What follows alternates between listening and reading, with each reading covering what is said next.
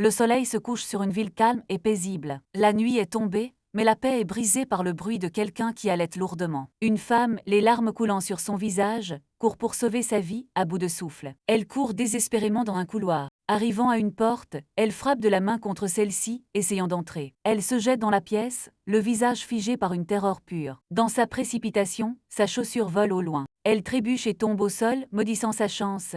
Ah bon sang! Mais même au sol, il y a un regard de résolution désespérée dans ses yeux remplis de larmes. Elle se précipite immédiatement vers la porte et tourne le verrou, la sécurisant. Le dos contre la porte maintenant verrouillée, elle essaie de se calmer. C'est calme-toi, Jian, pense à des moyens de s'échapper. Jian jette un coup d'œil nerveux par-dessus son épaule, cherchant une autre issue. Elle repère une fenêtre de l'autre côté de la pièce. Elle se précipite et ouvre les rideaux pensant « la fenêtre ». Son espoir meurt alors qu'elle regarde en bas, et je ne suis qu'au 2e étage, c'est trop haut pour sauter. Soudain, une brillante énergie, verte taille à travers la porte qu'elle vient de verrouiller. Jian se retourne brusquement, les yeux écarquillés de choc. La porte explose vers l'intérieur avec un craquement assourdissant. Og. Elle tressaille, protégeant son visage des éclats volants. Alors que la fumée s'échappe de l'encadrement de porte détruit, un sentiment d'effroi remplit l'air. Une voix appelle depuis l'obscurité, et là-bas, 2 silhouettes émergent de la fumée. Le premier, un homme avec un masque de cochon, s'adresse à elle d'un ton moqueur, « Madame la procureure ». À côté de lui se tient un complice silencieux avec un masque d'ours. Piégé entre la fenêtre et ses attaquants, Jian reste figé alors que l'homme au masque de cochon la nargue. Où penses-tu aller? Face à ses attaquants, des larmes de terreur coulant sur son visage. Mais alors qu'elle les regarde, elle ne parvient qu'à bégayer « Vais-vous ». Son expression de pure terreur se durcit. La peur cède la place à un dernier regard de défi. À travers ses dents serrées, elle crache le mot « vous ». Retrouvant sa voix, elle crie de toutes ses forces restantes « Le corps vous tuera pour ça ». Sales aberrants, l'homme au masque de cochon rit de son emportement. Et c'était en fait assez drôle. Jian tressaille alors qu'un bruit étrange crépite dans l'air. Il rassemble moqueusement de l'énergie verte dans sa main, pour un cochon. Son œil brille d'une lumière verte menaçante. Vous avez une langue bien pendue. Avec une dernière raillerie, il balance l'énergie mortelle sur elle. Ne vous coupez pas avec ça. La scène coupe brusquement sur un petit déjeuner calme, un contraste frappant avec la violence. Un reportage apparaît à l'écran. Une jeune femme aux cheveux noirs et aux lunettes rouges, Seyeon Lee, regarde la télévision attentivement. Le présentateur rapporte « Une procureure criminelle, Jian Bo, a été retrouvée morte dans sa chambre hier ». L'écran de télévision montre une photo de la victime alors que le reportage continue. La mort fait l'objet d'une enquête pour meurtre. Les nouvelles ajoutent un détail sombre. Ces 2 enfants ont pu survivre à l'épreuve. Seyeon écoute, l'expression sombre, alors que le présentateur détaille les principaux suspects. La police soupçonne que son tueur était l'un des individus dotés de super-pouvoirs connus sous le nom de aberrant. Une voix appelle hors champ et Seyeon. Mais Seyeon est perdu dans le reportage qui explique le mobile. Sa sœur, sa main lit, et c'est encore. La terre appelle Seyeon. Il y a quelques semaines à peine, la procureure Bo avait fait condamner un aberrant. Sa main pointe la télécommande et éteint la télé, coupant le présentateur au milieu de sa phrase. Elle tient la télécommande, ayant enfin attiré l'attention de sa sœur. Seyeon Lee lève les yeux, tiré de ses pensées en sursaut. Sa main la salue, avec un sourire en coin complice presque moqueur. Et elle se penche en avant, réprimandant sa jeune sœur. Écoute ta sœur quand elle parle. Seyeon détourne le regard réprimandé. S'il te plaît. Seyeon s'excuse doucement. Je suis désolée. Sa main répond d'un ton désinvolte. Ah c'est bon. Sa main sourit à sa sœur. Je ne t'ai jamais vu aussi intéressée par les nouvelles d'avant. Seyeon essaie de paraître décontracté. Qu'est-ce qu'il y a? Il diffuse des meurtres d'aberrants 1 semaine sur 2, tu sais. Sa main concède le point, mais ajoute, bien que je suppose que la victime cette fois était un peu inhabituelle. Elle fait une pause, un air pensif mais troublant sur le visage. Un sourire froid joue sur ses lèvres. C'est dommage vraiment. Elle continue, ses mots dégoulinants de cynisme. Ils sont entrés par effraction chez cette pauvre procureure, l'ont assassinée. Mais ont laissé sa famille complètement indemne. Quoi, ils sont devenus tendres juste à la fin. La voix de sa main devient d'un sérieux glaçant. Ça disait qu'elle avait 2 enfants? Non, quand on arrache une mauvaise herbe, on brûle aussi les graines. Seyeon la regarde horrifiée. Son profil est froid et insensible alors qu'elle livre son idéologie impitoyable. Seyeon reste sans voix, fixant sa sœur avec incrédulité. Le sourire de sa main revient alors qu'elle change de sujet. Tu te sens peut-être mal à l'aise maintenant, petite sœur, mais attends un peu. Elle dit de manière inquiétante, c'est le grand jour aujourd'hui. Tu passes le test d'aberration finale à l'école aujourd'hui, n'est-ce pas? La mention du test fait sursauter Seyeon, renversant son verre d'eau. Elle bondit de son siège, criant dans le déni, je ne suis pas une aberrante. Elle foudroie sa main du regard. et même si je l'étais, je ne serais toujours pas comme toi. Furieuse, Seyon s'éloigne de la table en trombe. Elle attrape son sac et part sans un autre mot. La porte claque, laissant sa main seule avec une expression froide et vide. Seyon court, désespérée de s'éloigner de la maison. Elle court à travers les rues, les mots de sa sœur résonnant dans son esprit. Avec son sac à dos, elle se dirige vers l'école. Bon sang, marmonne-t-elle pour elle-même avec frustration. Ralentissant le pas, Seyon se réprimande. Je n'aurais pas dû perdre mon sang-froid comme ça. Pourtant, les provocations de sa sœur repassent en boucle dans son esprit, mais la façon dont elle a juste souri en disant ces choses horribles. Et alors que l'image de ce sourire exaspérant clignote dans sa mémoire, les mots les plus glaçants de sa main résonnent en même temps. Les mots glaçants de sa main résonnent dans son esprit. C'est dommage, vraiment. Seyon serre les dents de frustration. Elle marmonne le reste de sa pensée à voix haute. Elle peut être une telle garce parfois, une voix joyeuse interrompt ses pensées sombres. Mademoiselle première de la classe, c'est son ami Jae Kim. Surprise, Seyon se retourne pour voir qui l'a entendu. C'est qui la garce maintenant. Son expression, tendue, s'adoucit alors qu'elle reconnaît son ami. Jae, qu'est-ce que tu fais là? Il sourit en retour. Je t'attendais. Allez, on y va. Il lui adresse un sourire charmant et en coin. Tu pourras me crier dessus pendant qu'on marche. Elle ne peut s'empêcher de sourire, sa mauvaise humeur se dissipant légèrement. Tu es doué pour ça, n'est-ce pas? Alors qu'il marche, elle commence à le gronder. Écoute, Jae, je croyais t'avoir dit très explicitement de rester loin de là où j'habite. Jae n'est absolument pas dérangé. Dommage, j'en ai eu marre d'attendre. C'est une règle stupide de toute façon. On est amis depuis des années. C'est quoi le problème si je passe parfois? Il se penche d'un air conspirateur. Genre, qu'est-ce que tu pourrais bien cacher chez toi à un monstre? La question frappe trop près de la vérité, et le visage de Seyon se fige, son esprit flashant sur sa sœur. Jae prend son silence pour une confirmation. Attends, sérieusement? Seyon reprend ses esprits. Non, et pourquoi ça t'excite? Jae a l'air déçu. Oh, Seyon essaie de passer à autre chose. Bref, fais-moi juste confiance là-dessus. Elle s'interrompt, remarquant qu'il ne porte rien. Attends, où est ton sac à dos? Il sourit complètement nullement gêné. Je ne l'ai pas apporté. Seyon le foudroie du regard, pas impressionné. Tu tires encore au flanc? Jae lève les mains. Attends, laisse-moi expliquer. Il explique avec emphase. Nous avons le test d'aberration en cette belle matinée, Seyon. Il expose son plan de sécher l'école après le test. Juste après l'avoir passé, je me tire. Je dois célébrer notre nouvelle indépendance, mec. Seyon soupire face à son irresponsabilité. Fais au moins semblant d'étudier. Continue sur cette voie, et aucune université dans tout le pays ne te prendra. Jae rit simplement. Ça me va. Jae prend une pause suffisante, plaisantant. Je n'ai pas besoin d'un diplôme pour être un braqueur de banque. Seyon réplique, ni de décence humaine élémentaire d'ailleurs. Il en rit facilement. Je suis pauvre comme job, Seyon, la décence c'est pour les riches. Seyon objecte doucement, je ne suis pas riche. Jae considère cela un instant, et tu es quand même une personne décente, bon point. Seyon détourne le regard, une ombre passant sur son visage alors qu'elle pense,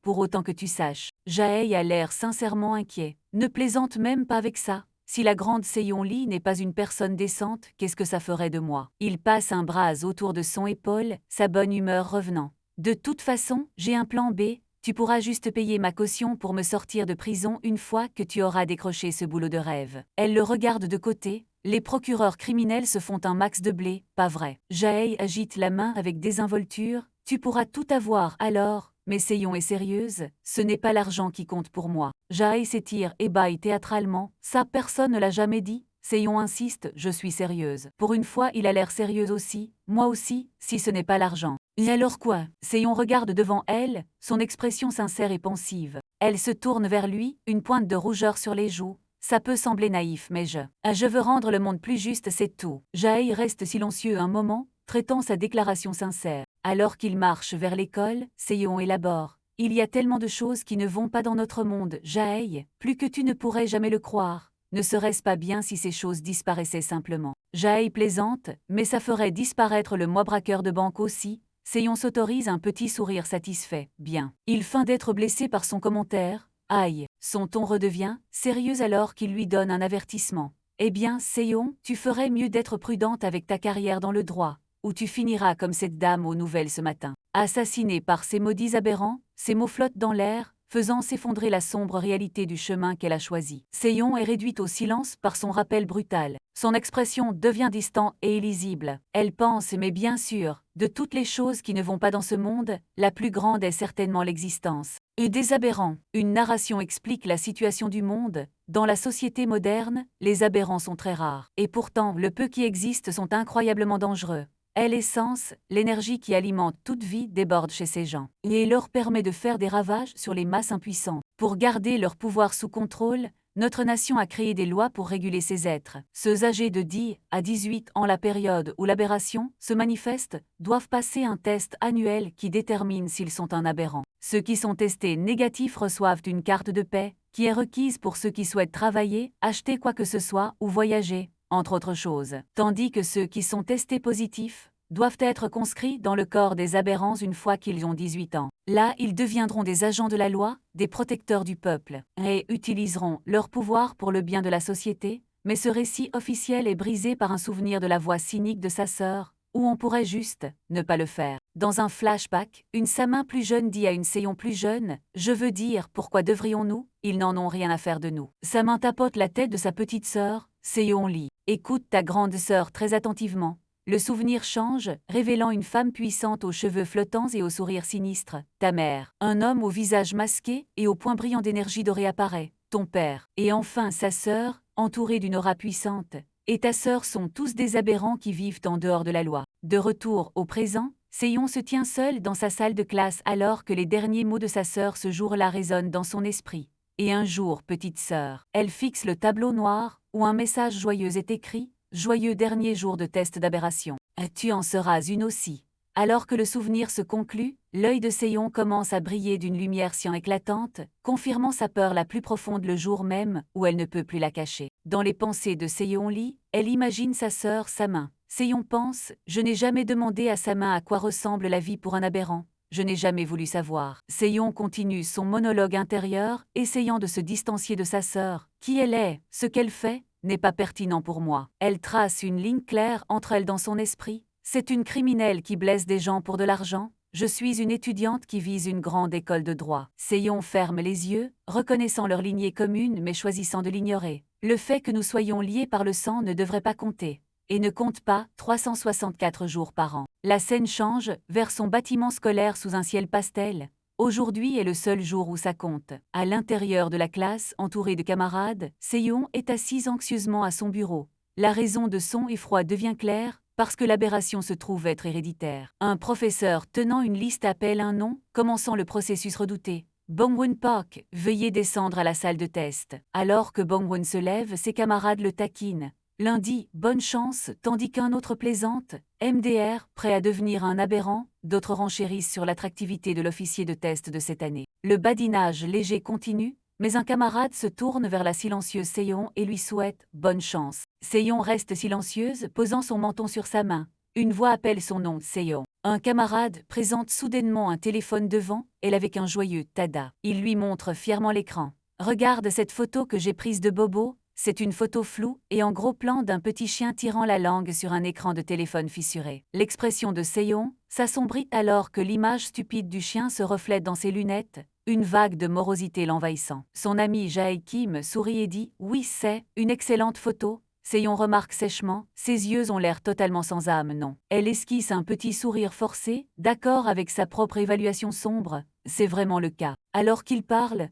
un autre étudiant masculin les regarde depuis l'arrière-plan. Jae s'assoit sur le bureau à côté d'elle. Même Bobo ne peut pas te remonter le moral, hein, tu es d'encore plus mauvaise humeur que l'année dernière. Seiyon est prise au dépourvu. Elle l'année dernière, Jae confirme, ouais, tu es comme ça à chaque fois que le jour du test arrive. Jae la regarde sérieusement. Écoute, je ne sais pas qui dans ton arbre généalogique a du sang aberrant. Il continue, essayant de raisonner avec elle, ou ce qu'ils ont pu faire. Mais si tu es arrivé jusqu'ici sans être testée positive, tu ne vas probablement pas finir comme eux. Il lui pique doucement la joue, essayant de lui remonter le moral. Alors courage, tu vas t'en sortir. Seiyon le regarde, son expression s'adoucissant devant sa tentative sincère de la réconforter. Il ajoute avec conviction, je te le promets. Touché par sa gentillesse, une légère rougeur apparaît sur les joues de Seiyon. Tu es un bon ami, Jae, dit-elle doucement. Il semble troublé par le compliment sincère, tournant légèrement la tête. Mais le bref moment est brisé. L'expression de Seiyon se durcit alors que son anxiété revient au galop.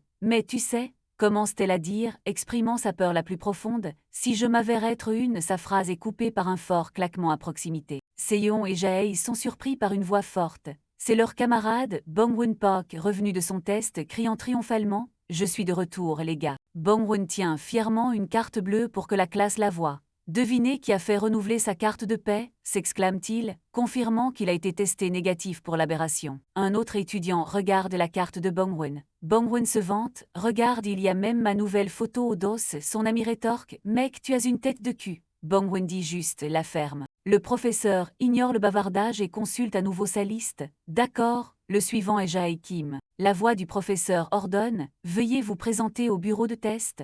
Le moment de connexion entre Jae et Seyon est rompu alors qu'ils regardent tous deux vers l'avant de la classe. Entendant son nom appelé, Jae commence à se lever de son siège à côté de Seyon. Il se prépare à partir, disant « Je suppose que c'est mon signal », mais Seyon l'arrête. « Attends. » Elle lui dit « Avant que tu partes », alors qu'elle pose son sac à dos sur son bureau avec un double. Seyon ouvre rapidement la petite poche avant de son sac à dos gris. Elle sort une trousse jaune, de laquelle dépassent plusieurs pansements roses à motif de cœur. Avec une expression sérieuse, Seyon tend l'un des petits pansements roses à Jae. « Tiens, offre-t-elle. » Jae regarde, le minuscule pansement rose dans sa main, un point d'interrogation apparaissant à côté de sa tête. Seyon tape silencieusement sa propre joue, indiquant la coupure sur son visage qu'il a eue lors d'une bagarre Pluton. Jae comprend enfin, disant « Oh !» alors qu'il touche l'endroit sur sa joue qu'elle pointait. Il prend le pansement et demande « Est-ce que tous tes pansements viennent dans cette couleur et cette taille ?» Seyon répond sans détour « C'est censé être embarrassant, pour te décourager de te fourrer dans ces bagarres stupides. » Jae sourit simplement, tenant le minuscule pansement rose. « Tel est prix qu'il croyait prendre, dit-il coolly, j'aime le rose. » Une légère rougeur apparaît sur ses joues alors qu'il regarde le pansement et ajoute un sincère « Merci ». Jae fait un signe de revoir disant « Eh bien, je te parlerai plus tard ». Seyon fait un petit signe en retour « À plus ». Alors qu'il s'éloigne, Seyon l'appelle avec un sourire sincère et bonne chance pour le test. Seyon garde son sourire un moment après le départ de Jae, mais ensuite son expression tombe et elle couvre son visage avec ses deux mains. Se cachant derrière ses mains, Seyon rougit profondément avant de jeter un coup d'œil entre ses doigts pour le regarder partir. Maintenant seul à son bureau, Seyon se tourne et regarde par la fenêtre les nuages roses et violets du soir. Alors qu'elle fixe le ciel, une pensée à propos de son ami entre dans son esprit, et Jae. Ses pensées dérivent dans un fantasme, montrant deux silhouettes marchant ensemble parmi les nuages. Elle pense, voici mon vœu secret, honteuse et égoïste, si je m'avère être une aberrante. La scène imaginée la montre elle et Jae, marchant côte à côte et se souriant dans le ciel. Le vœu égoïste de Seyon se conclut par une éclaboussure sombre et sanglante. « Je souhaite que tu en sois un aussi ».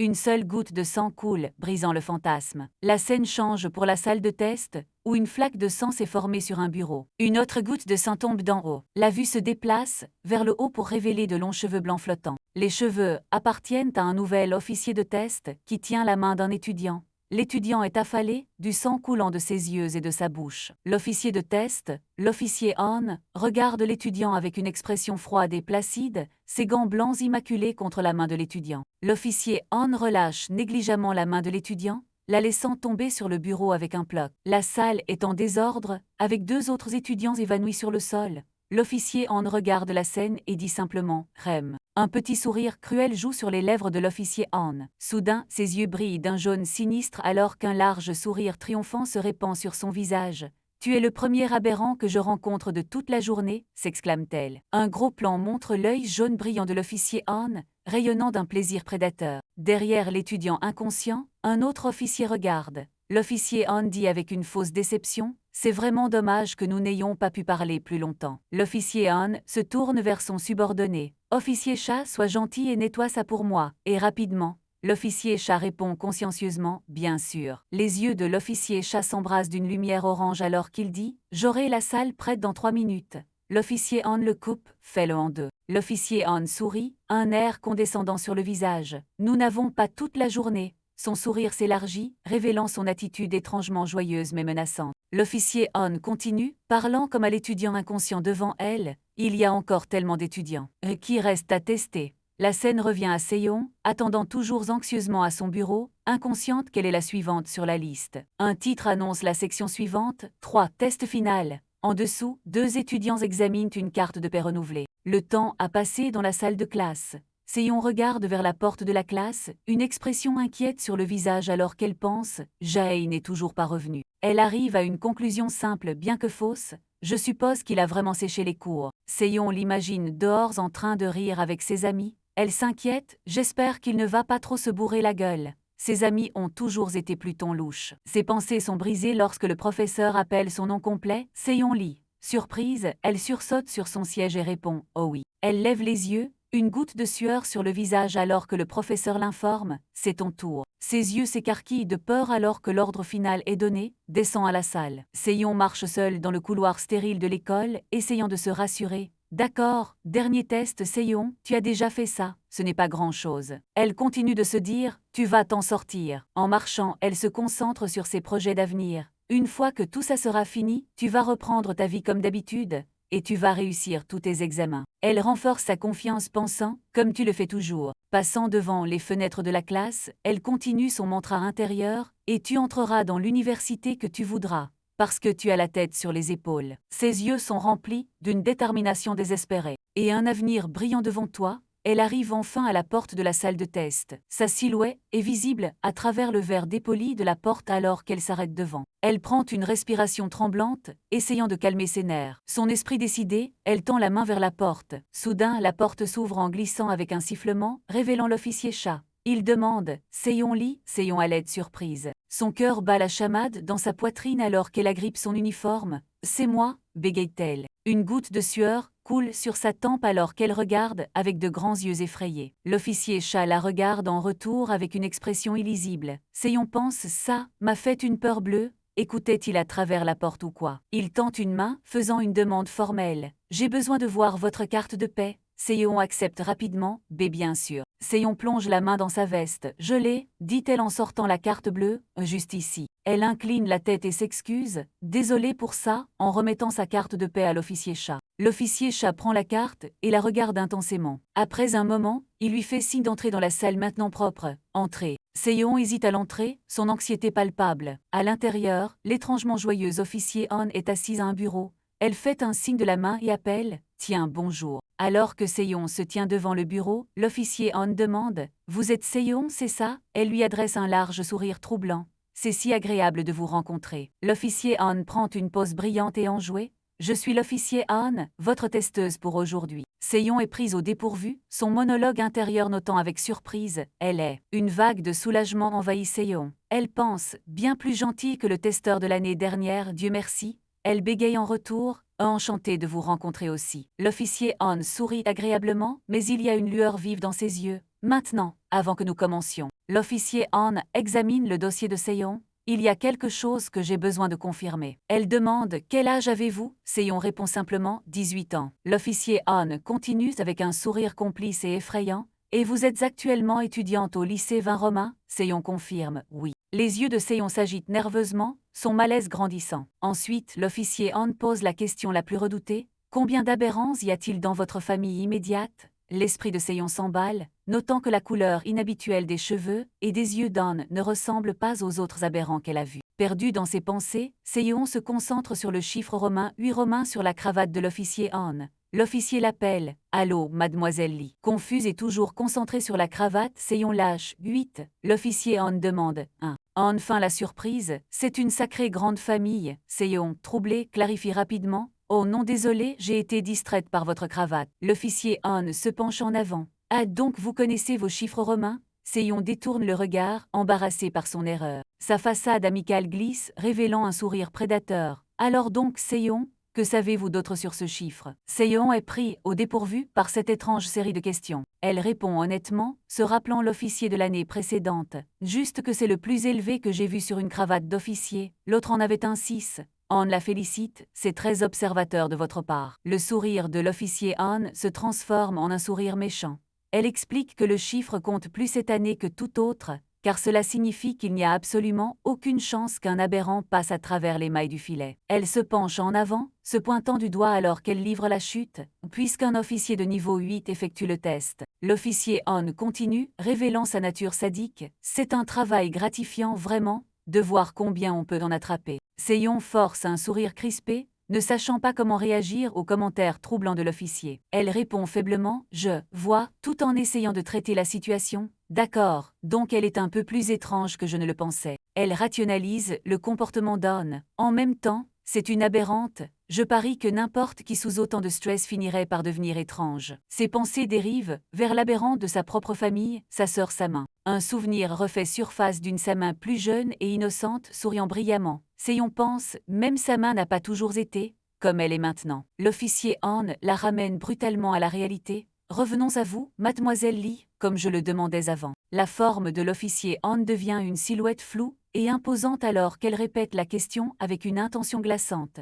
Avez-vous des aberrants dans votre famille immédiate? La question la frappe de plein fouet. Seyon ne peut que répéter le mot « famille ». Un souvenir flash dans son esprit. Une photo sombre et teintée de rouge de ses parents, de sa sœur aînée Samin enfant et d'elle-même bébé. Seyon reste sans voix, la bouche bée alors qu'elle affronte la question qu'elle redoute depuis toujours. Seyon se reprend et livre un mensonge froid et calculé. Je n'ai pas de famille, donc la réponse est non. L'officier Han répond simplement par un calme et contemplatif rem. Elle se tapote le menton, semblant réfléchir à sa réponse. Seyon force un sourire nerveux et crispé, espérant désespérément que son mensonge a pris. L'officier Han baisse les yeux sur le dossier et dit « C'est décevant ». Intérieurement, Seyon laisse échapper un énorme soupir de soulagement, pensant « Oh Dieu merci ». Mais Han ajoute immédiatement « Cela correspond à ce que j'ai dans le dossier cependant ». Le soulagement de Seyon se transforme instantanément en anxiété. Han fait un geste vers le dossier, qui liste son histoire familiale comme inconnue. Comme c'est curieux, muse-t-elle. L'officier Han pose le dossier sur le bureau avec un doux bruissement.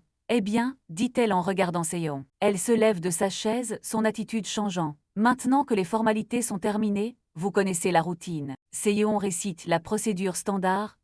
Vous devez me tenir la main pendant quelques secondes, c'est ça, mais elle est confuse. Pourquoi se lève-t-elle, se demande-t-elle. Elle se rappelle le processus. Et ensuite, si je m'avère être une aberrante, il est censé y avoir une petite étincelle. L'officier Han rejette entièrement la procédure standard. Ce ne sera pas nécessaire, dit-elle de manière inquiétante, pas pour vous. L'officier Han lève sa main gantée de blanc. Une brillante énergie jaune s'embrase soudainement autour de sa paume ouverte. Elle regarde Seyon, avec un regard glaçant et prédateur dans ses yeux jaunes brillants. Alors que la main d'Han fonce vers son visage, Seyon ne peut laisser échapper qu'un petit « hésitant. Au lieu de la toucher, Han claque sa main sur la table avec un fort « bang ». La proximité est suffisante pour déclencher une réaction massive, et les pouvoirs latents de Seyon éclatent dans un flash de lumière cyan. L'œil de Seyon brille d'une lumière cyan éclatante alors qu'une fissure apparaît sur ses lunettes, incapable de contenir la soudaine montée de puissance. Le verre de ses lunettes se brise complètement, alors que l'énergie cyan s'embrase de manière incontrôlable depuis son œil. Voyant le pouvoir se manifester, l'officier Han rejette la tête en arrière et laisse échapper un rire sauvage et triomphant, ses propres yeux brillant d'une joie sadique. Han jubile. Je pouvais le dire dès l'instant où vous avez franchi cette porte. Vous avez tellement d'essence que j'ai à peine besoin de vous effleurer. Pour qu'elle réagisse, l'œil brillant de Seyon reflète son choc et sa terreur alors que sa peur la plus profonde se réalise. L'officier Han la regarde de haut avec un sourire victorieux, savourant sa prise. Seyon lit. Sur un fond rouge sang, le sourire terrifiant et triomphant d'Han est la dernière chose que Seyon voit avant que son monde ne change pour toujours. Seyon regarde, avec horreur sa propre main commencer à briller d'une énergie cyan incontrôlable. La voix de l'officier Han résonne dans son esprit, « Je t'ai eu ». Seyon Li sent un étrange pouvoir courir en elle. Elle pense, comme du feu liquide courant dans mes veines, je me sens puissante. Regardant sa main, Seyon reconnaît la couleur de l'énergie. Elle réalise, et cette couleur, c'est le même bleu électrique que quand sa main. La scène change. Une fille aux cheveux courts et noirs regarde vers une porte rouge légèrement entr'ouverte, voyant quelqu'un voûté dans l'obscurité à l'intérieur. De derrière la porte, Seyon jette un coup d'œil, son œil droit brillant de la même énergie bleue étrange. La fille regardant dans la pièce semble choquée et confuse, questionnant Seyon. La scène vole, en éclats comme du verre brisé, se concentrant sur un œil unique et terrifié alors que le nom Mademoiselle Seyon Li est annoncé, marquant un tournant brutal des événements. Seyon sursaute à son bureau dans une salle de classe, surprise par une silhouette aux longs cheveux blancs se tenant devant elle. La silhouette se révèle être l'officier Han, une femme aux cheveux blancs et au sourire troublant, ses yeux semblant vides. Prise au dépourvu et effrayée, Seyon essaie de parler bégayant. « Ah, attendez-je ». Soudain un flash d'énergie dorée apparaît au pied de Seyon alors qu'elle essaie de reculer. L'énergie la fait trébucher, la faisant tomber en arrière avec un cri d'alarme. Allongée sur le sol, Seyon est déconcertée, ses lunettes de travers. Elle se demande « Est-ce que quelque chose a attrapé mon pied ?» Elle lève les yeux, son expression se transformant en un pur choc devant ce qu'elle voit. Se tenant au-dessus d'elle se trouve l'officier Han et un grand homme en costume sombre. Un gros plan montre le visage de l'agent masculin, ses yeux brillent de la même énergie dorée qui a fait trébucher Seong. L'officier Han regarde de haut avec un sourire suffisant et sinistre, le chiffre romain, 8 romain clairement visible sur sa cravate jaune. L'officier Han s'accroupit pour se mettre face à face avec la Seong terrifiée au sol. Elle serre ensuite les mains de Seong dans les siennes. Avec une expression joyeuse de manière troublante, l'officier Han s'exclame « Félicitations !» Fixant les yeux horrifiés de Seong, à travers ses lunettes fissurées, l'officier Han déclare « Tu es l'une des nôtres maintenant ». Seong recule, essayant de protester avec un « non ». Mais l'officier Han la coupe, disant « Et moi qui pensais que nous n'aurions aucune recrue venant de cette école ». Seong regarde l'agent masculin d'un air suppliant, insistant « Je ne suis pas une aberrante, officier chat, vous le sauriez ». Alors que l'agent masculin sort une paire de menottes dorées brillantes, Seong panique et crie « Je ne peux même pas utiliser d'essence ». Ignorant ses suppliques, la menotte dorée se ferme autour de son poignet avec un claquement sec. Alors que Seong fixe l'étrange appareil, l'officier Han sourit et explique « C'est une mesure temporaire ». Seong regarde l'appareil sur son poignet alors qu'il commence à briller. L'officier Han explique « Ça s'appelle une menotte d'essence. Pas le look le plus mignon, je sais. La menotte sape votre essence, ce qui rend presque impossible pour vous d'activer votre don. » La voix de l'officier Han ajoute joyeusement « Si vous vous sentez étourdie ou nauséeuse, c'est une bonne chose, ça veut dire que ça marche. » Seong, regardant la menotte, ne peut que demander « Attendez donc, quel don ?» Seong supplie désespérément l'officier Han, disant « Oh, officier, vous devez m'écouter. » En état de panique, elle continue « Je ne suis pas une aberrante, je ne peux pas l'être. Je n'ai jamais montré de signe, je n'ai aucun don. Je le jure, officier, je n'ai pas la moindre idée de comment en activer un, en utiliser un, rien. » Sa voix tremble alors qu'elle insiste « C'est, je ne suis pas. » Submergée par le désespoir, Seong se prend la tête, la terrible réalisation s'abattant sur elle alors qu'elle pense « Je ne peux pas l'être. » L'officier Han la regarde simplement, son expression froide et dénuée de toute sympathie. Alors que Seong ressent les effets de la menotte, se tenant la tête d'inconfort, l'officier Han dit avec dédain « Habituez-vous Y. » L'officier Han sourit et informe une Seong désemparée « Parce que demain, nous vous emmènerons au 3e QG du corps des aberrants. » L'officier Han élabore « Ne pas savoir comment utiliser l'essence ne signifie pas que vous n'êtes pas une aberrante, seulement que vous vous êtes éveillé à vos pouvoirs, mais que vous ne les avez jamais activés auparavant. » Alors qu'une image d'essence de couleur sarcelle clignote, l'officier Han continue « C'est inhabituel, mais pas inouï, tout comme la couleur de votre essence en fait. » Seong lève les yeux, confuse, questionnant « La couleur de mon ?» alors que l'officier Han s'adresse à elle, « Mademoiselle Seong Lee. » Avec un sourire menaçant, l'officier Han pose une question « Savez-vous quel est mon don ?» Elle fait une démonstration, une énergie dorée tourbillonnant autour de son poing. « Je peux interagir avec l'essence des autres. »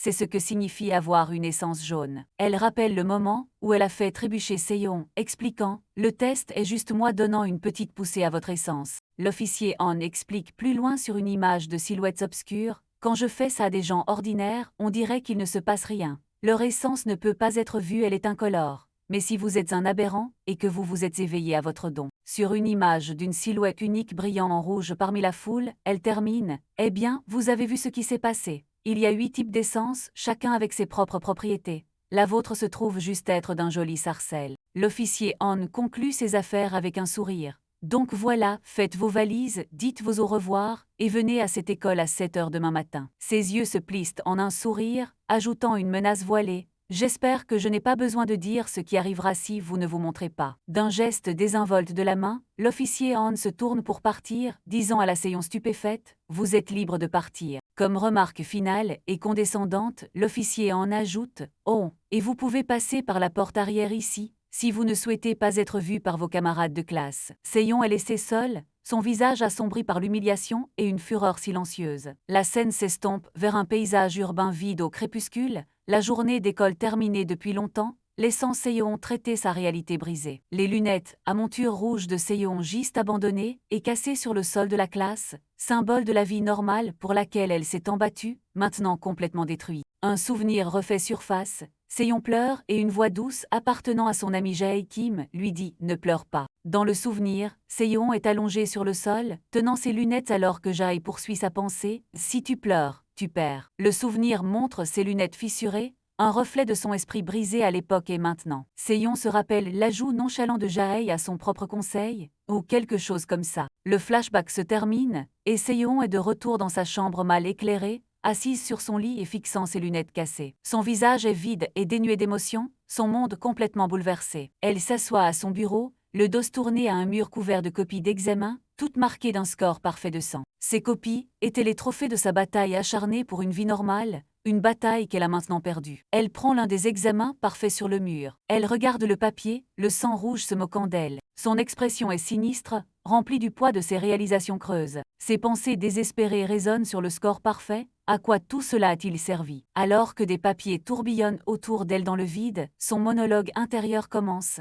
Toute ma vie, je n'ai vécu et respiré que pour l'école. Elle se tient sur un sol jonché de ses scores parfaits, les papiers n'ayant plus aucun sens maintenant. Elle croyait, si je pouvais travailler juste un peu plus dur que tout le monde, si je pouvais mettre de l'ordre dans ma vie juste un peu plus vite. Elle baisse les yeux, hantée par les ombres de sa famille, pensant, je pensais pouvoir les distancer. Dans un accès de rage et de désespoir, elle froisse violemment la copie d'examen dans ses mains. Elle pense à tout ce qu'elle a sacrifié. Amis, fêtes, pique-nique au bord du fleuve, il n'y a jamais eu de temps pour ça. Elle écrase davantage le papier, se souvenant des mensonges qu'elle s'est racontés. Tu pourras t'amuser une fois que tu auras été accepté dans une université décente. Persévère jusque-là. Et n'importe qui peut avoir un avenir brillant s'il travaille juste assez dur, s'il travaille dur ces 3 années. Écrasant toujours le papier, elle se demande, ces 3 dernières années, ai-je jamais été heureuse? Elle recompte le temps, 365 jours par an. J'ai traversé 3 années de lycée. Un souvenir montre sa version plus jeune étudiant sans relâche jusque tard dans la nuit. Elle calcule le coût, j'ai étudié,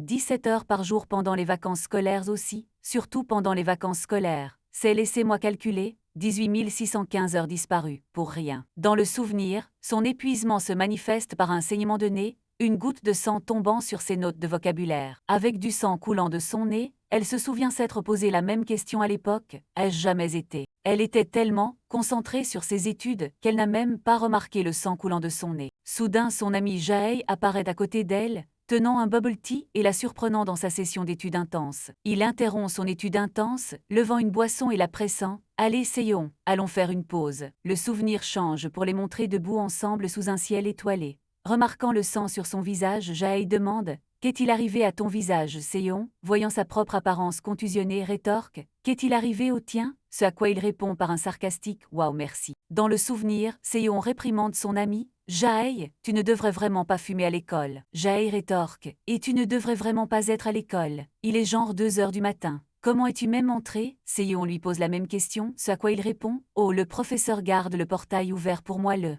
Attends, comment es-tu entré? Seon plaisante, entré par la fenêtre.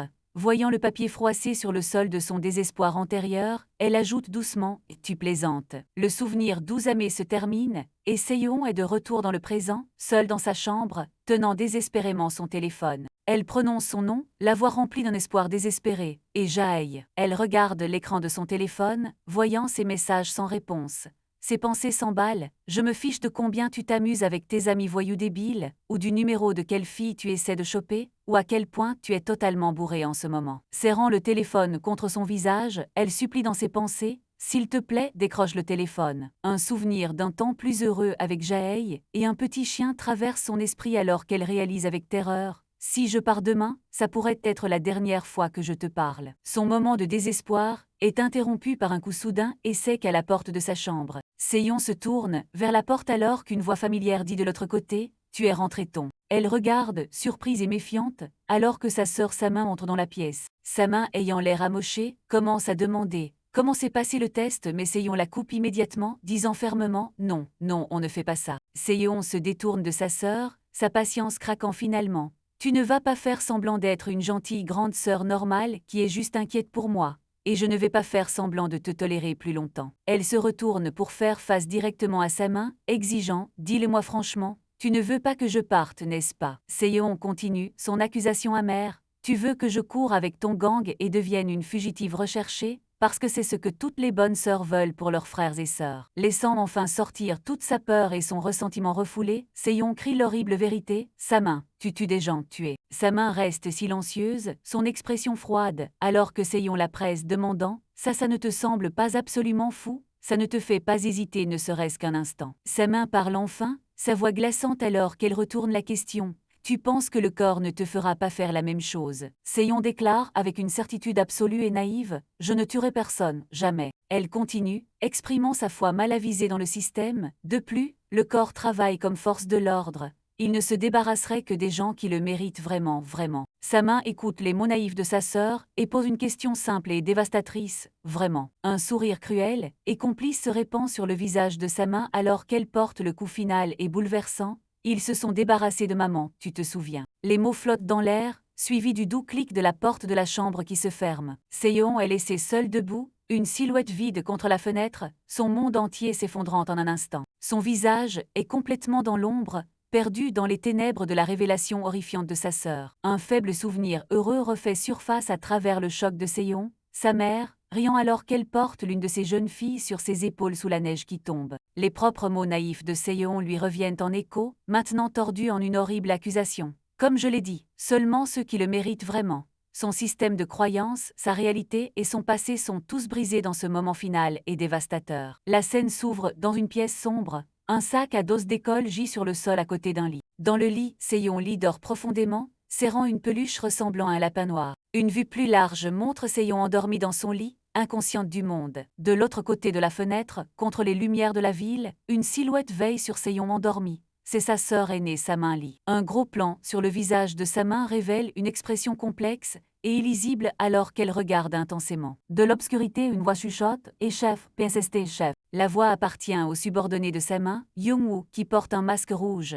Il lève les yeux vers sa main, qui est perchée haut au-dessus sur une plateforme bleue brillante, et la prévient « Si tu restes là-haut plus longtemps, on va se faire repérer ». Sa main jette un coup d'œil en bas, reconnaissant son point d'un simple « D'accord ». La plateforme brillante sous ses pieds se dissout. Elle saute gracieusement de son point d'observation élevé, tombant vers le sol où Young-woo attend. Sa main atterrit, doucement sur le trottoir avec un bruit sourd et discret. Ayant atterri, sa main regarde Young-woo et demande « Alors qu'est-ce que ça va être ?» Young-woo remet en question son plan avec une suggestion imprudente. « Tu laisses vraiment ta petite sœur s'enfuir vers le corps? Je veux dire, si tu voulais, on pourrait toujours, tu sais, la kidnapper. » Le visage de sa main se tord d'agacement. Young-woo essaie rapidement de défendre sa logique. « Je suis Glock, tu m'as appelé à minuit pour que je puisse t'aider à regarder ta sœur dormir par la fenêtre de sa chambre. » Sa main rétorque, agacée, « Je suis sa sœur, j'ai le droit de faire ça. » Son expression devient sérieuse et déterminée. « Ce que je n'ai pas le droit de faire, déclare-t-elle, c'est dicter le genre de vie qu'elle vit. » Young-woo semble peu convaincu, détournant le regard avec une expression dédaigneuse.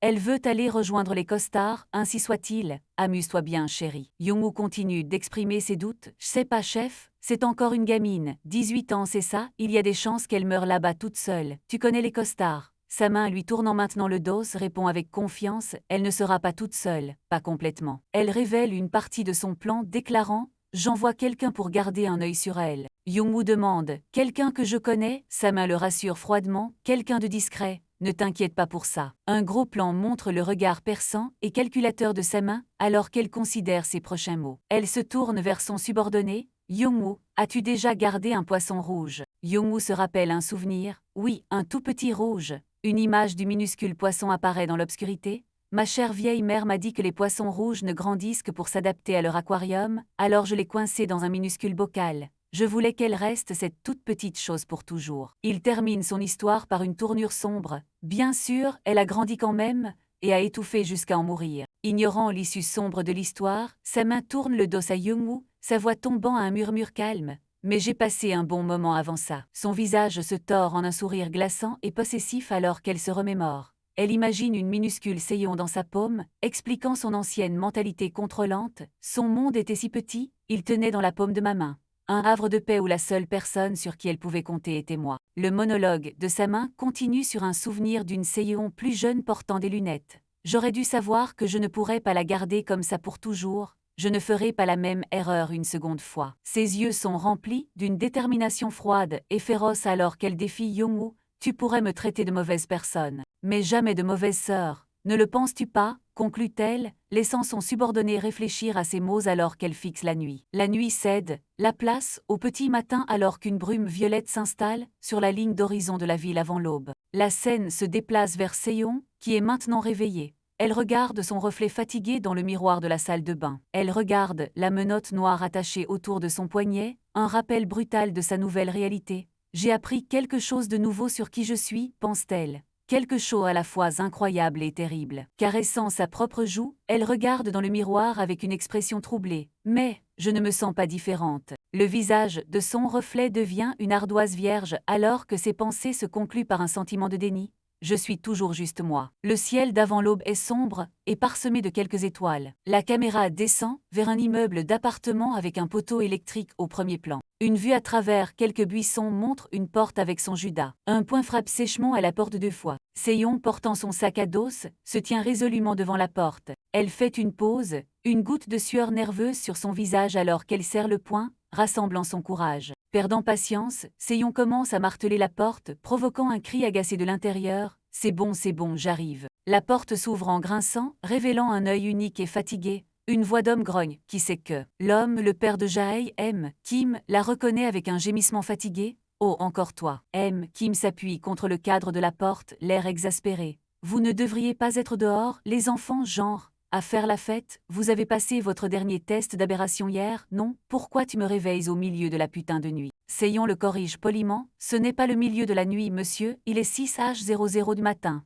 Il rétorque « C'est bon, à l'aube, bordel ». M. Kim laisse échapper un lourd soupir, pinçant l'arête de son nez de frustration. Il la regarde avec une résignation lasse, connaissant déjà la réponse. « Tu cherches Jae, n'est-ce pas ?» Seyon lève les yeux avec espoir et demande « Est-il à la maison ?» M. Kim ricane. « L'est-il jamais, Snan ? Il est probablement dehors dans les rues quelque part, en train d'ingurgiter assez d'alcool pour désinfecter un petit hôpital. » Il la regarde de haut avec une expression sévère et fatiguée. « Écoute, petite. » M. Kim commence à offrir quelques conseils. « J'entends dire que tu es une fille brillante, la première de ton école même. » Seyon est surprise qu'il sache cela sur elle. M. Kim continue sa leçon, disant à Seyon « Alors tu devrais être assez maligne pour ne pas nettoyer derrière mon fils. Tu n'es pas responsable de Jae. » Il termine sa pensée par une comparaison sévère. « Tu as poursuivi tes rêves, il a poursuivi sa queue, ne te tire pas vers le bas pour essayer de le relever. » Seyon le regarde en retour et répond calmement. « Vous dites ça, mais je sais que vous vous inquiétez toujours pour lui. » M. Kim est pris au dépourvu. « Quoi ?» Seyon révèle sa véritable intention. « Je savais que Jae ne serait pas là. C'était à vous que je voulais parler. » Avec un regard constant, Seyon fait son annonce. « Monsieur Kim, je vais déménager. » Elle effectue ensuite une profonde révérence formelle, la voix suppliante. « S'il vous plaît, veillez sur Jae pendant mon absence. » M. Kim est troublé par son geste formel. Et pourquoi diable tu t'inclines ?» Seyon continue. « Je suis désolée, je sais que je dépasse les bornes ici, et je sais que vous deux ne vous entendez pas très bien. » Elle insiste, la voix remplie d'émotion. « Mais vous êtes la seule famille qu'il a, alors, s'il vous plaît, ne l'abandonnez pas. » Ces mots le laissent momentanément sans voix. Seyon ajoute un dernier avertissement. « Oh, et s'il dit qu'il va passer la journée avec un gars nommé Hitchell, vous devriez peut-être le faire rester à la maison. Je crois qu'ils vandalisent des voitures ensemble. » M. Kim remarque autre chose. « Tu n'es pas dans ton uniforme scolaire. » Ses yeux se plissent, avec une réalisation naissante alors qu'il demande « Est-ce qu'on t'envoie au corps des aberrants aujourd'hui ?» M. Kim essaie de raisonner avec elle une dernière fois. « Je l'ai déjà dit, gamine, Jae n'est pas ta responsabilité. » Seyon l'interrompt, sa voix inébranlable et absolue, ses mots flottant dans l'air avec un poids immense. « C'est la mienne. » Un flashback commence, illustrant son sens des responsabilités. Nous voyons une Seyon plus jeune frapper à la porte, se présentant poliment comme l'ami de Jae et rendant un manuel qu'il a laissé à l'école. Le flashback continue, montrant une autre fois où elle est apparue à la porte, cette fois rendant le sac à dos entier oublié de Jae avec un joyeux « Bonjour M. Kim, c'est encore moi, ah ah !» Cette fois Jae a oublié tout son sac à dos. Dans un autre souvenir, une Seyon échevelée se tient à la porte tenant un poméranien dufteux. « Salut M. Kim, j'ai trouvé Bobo. » Le montage se conclut par un souvenir d'elle traînant un Jae ivre à la maison, qui s'accroche à elle en criant « Je veux aller chercher un petit bic cachu. » Seyon supplie son père « Attendez M. Kim, je jure qu'il n'a pas tant bu que ça. » De retour au présent, Seyon se tient devant M. Kim, attendant sa réponse après sa déclaration. M. Kim est stupéfaite et silencieux, son visage étant un mélange de choc et de compréhension naissante. Il cède finalement. Avec un air de résignation, il lui donne une réponse en un mot, « Vas-y grec ». Alors qu'il commence à fermer la porte, il ajoute « Et ne t'inquiète pas pour lui ». La porte se ferme avec un clic, laissant Seyon seul sur le seuil. Seyon reste debout un moment, le visage empreint de détermination. Alors que Seyon s'éloigne, le soleil commence à se lever, projetant une brillante lueur orange sur la ville. Son monologue intérieur commence « Dans ce monde, je n'existe que d'une très petite façon. » Elle lève les yeux vers le ciel de l'aube, un sourire doux amé sur le visage. Il n'y a que 2 personnes qui sont vraiment affectées par ma disparition. Une dernière pensée montre un souvenir d'un Jae contusionné mais souriant.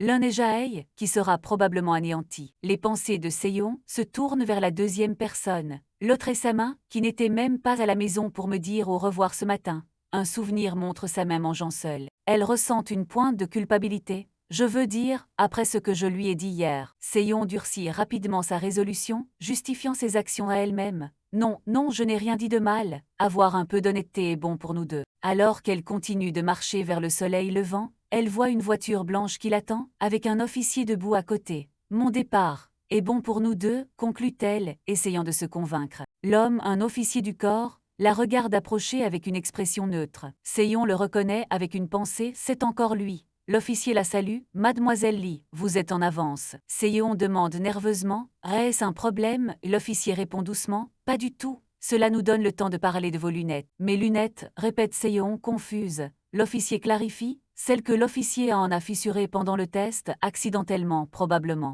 L'officier continue, dans tous les cas, vous avez droit à un remboursement donc, si vous vous souvenez par hasard du coup, Seyon l'interrompt rapidement troublé, ce ne sera pas nécessaire. Elle explique, j'avais une paire de rechange donc il n'y a pas de mal vraiment. L'expression de l'officier devient sérieux et il insiste, Mademoiselle Lee, prenez juste l'argent. Il se penche et lui dit sans détour, faites-moi confiance. Vous serez payé une misère en travaillant pour le corps. Le sourire forcé de Seyon se fige alors qu'elle traite cette nouvelle importune, laissant échapper un calme. Ah, l'officier ouvre la portière de la voiture pour elle. Tenez, pourquoi ne montez-vous pas d'abord? Vous pourrez y réfléchir en chemin. La portière de la voiture claque. Seyon est maintenant sur le siège arrière, et elle voit qu'elle n'est pas seule. Une autre fille, Yuri, avec sa casquette à l'envers, est assise à côté d'elle alors que la voiture commence à bouger. Alors que le paysage défile, les pensées de Seyon se tournent vers l'avertissement de l'officier. L'argent, je n'ai jamais eu à me soucier des finances grâce à sa main. Je suppose que j'ai vécu une vie assez protégée. Son anxiété grandit.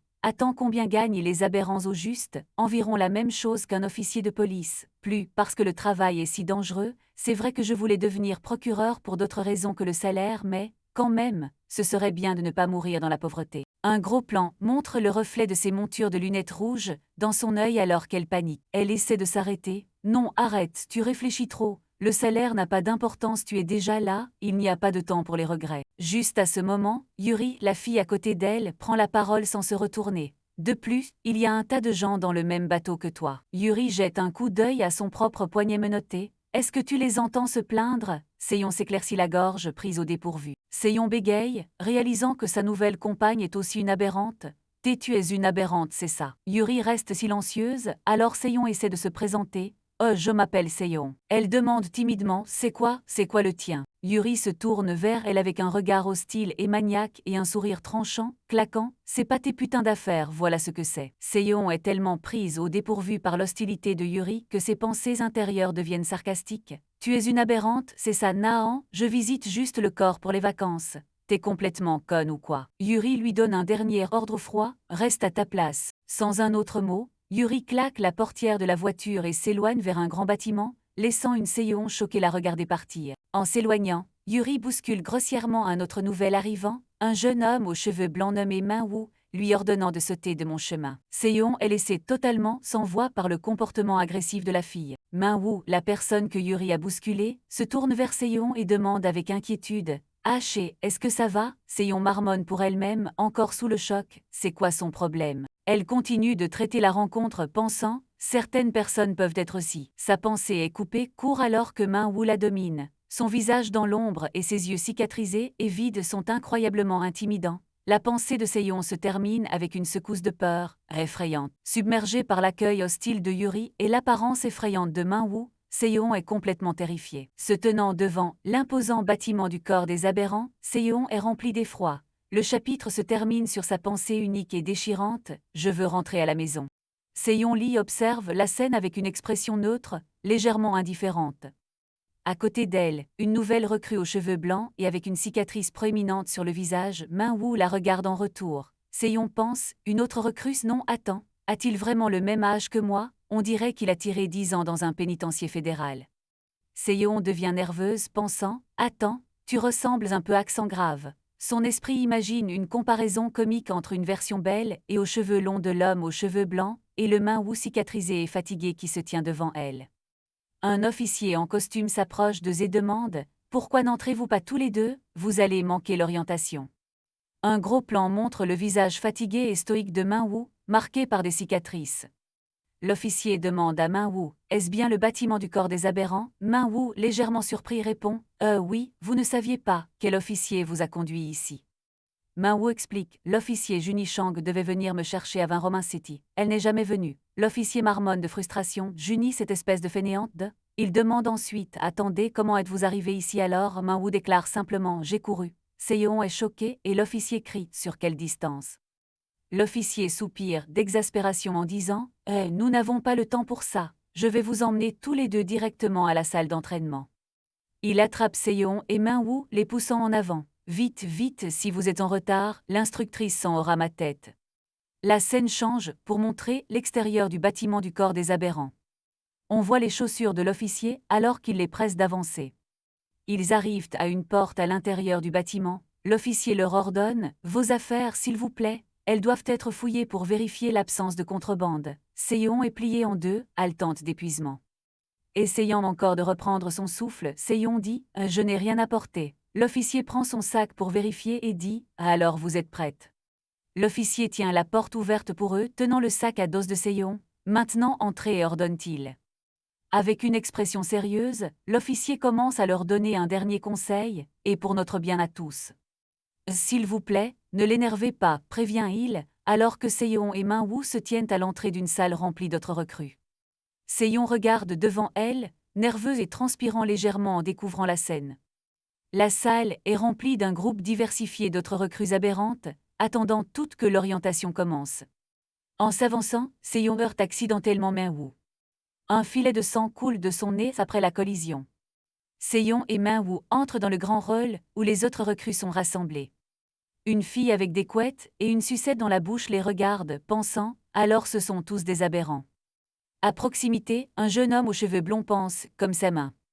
Seyon observe la foule, pensant qu'ils semblent tous plutôt normaux, jusqu'à ce qu'une voix venue d'en haut brise le silence.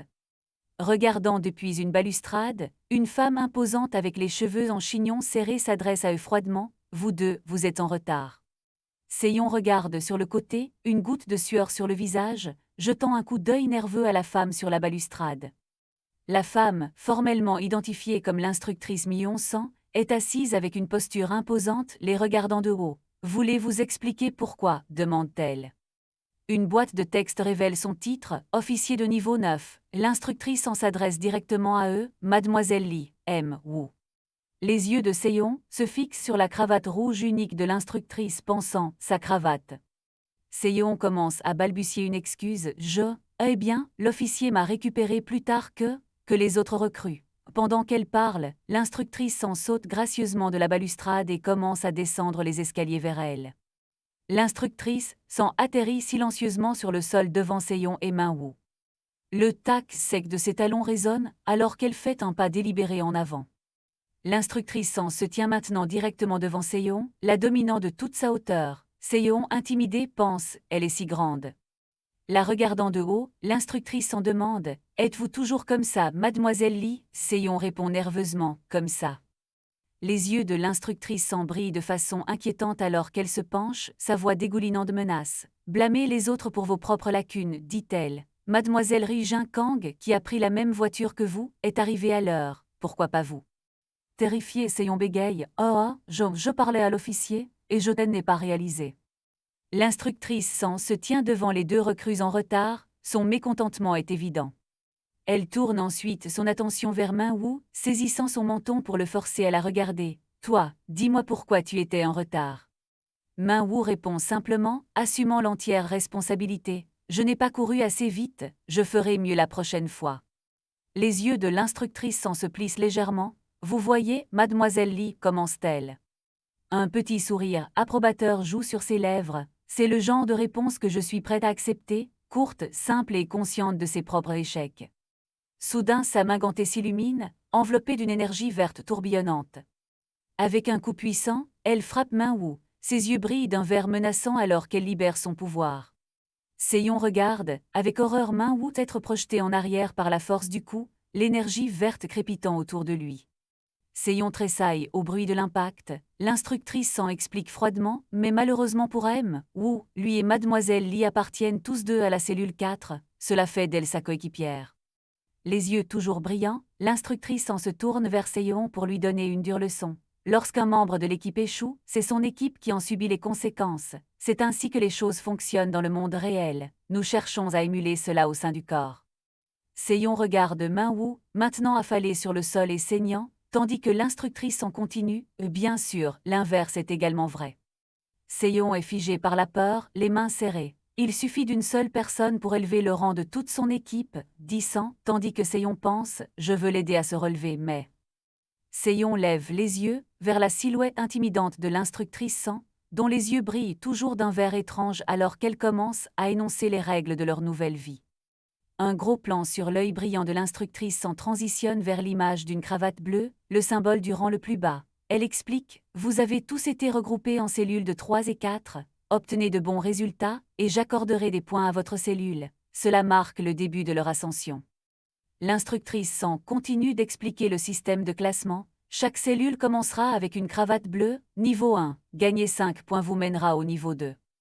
Une infographie affiche l'ascension abrupte à travers les rangs. À partir d'une cravate bleue de niveau 2, il faut progressivement plus de points pour atteindre les niveaux supérieurs. Le niveau 5 confère le statut d'officier à part entière avec une cravate rouge, mais les rangs continuent jusqu'à un niveau dit final et convoité. L'instructrice San se tient devant les silhouettes des recrues et livre une statistique sinistre. Cette salle a un taux de survie des recrues de 20%. Un silence choqué tombe sur la foule des nouvelles recrues. Une fille couvre sa bouche d'incrédulité.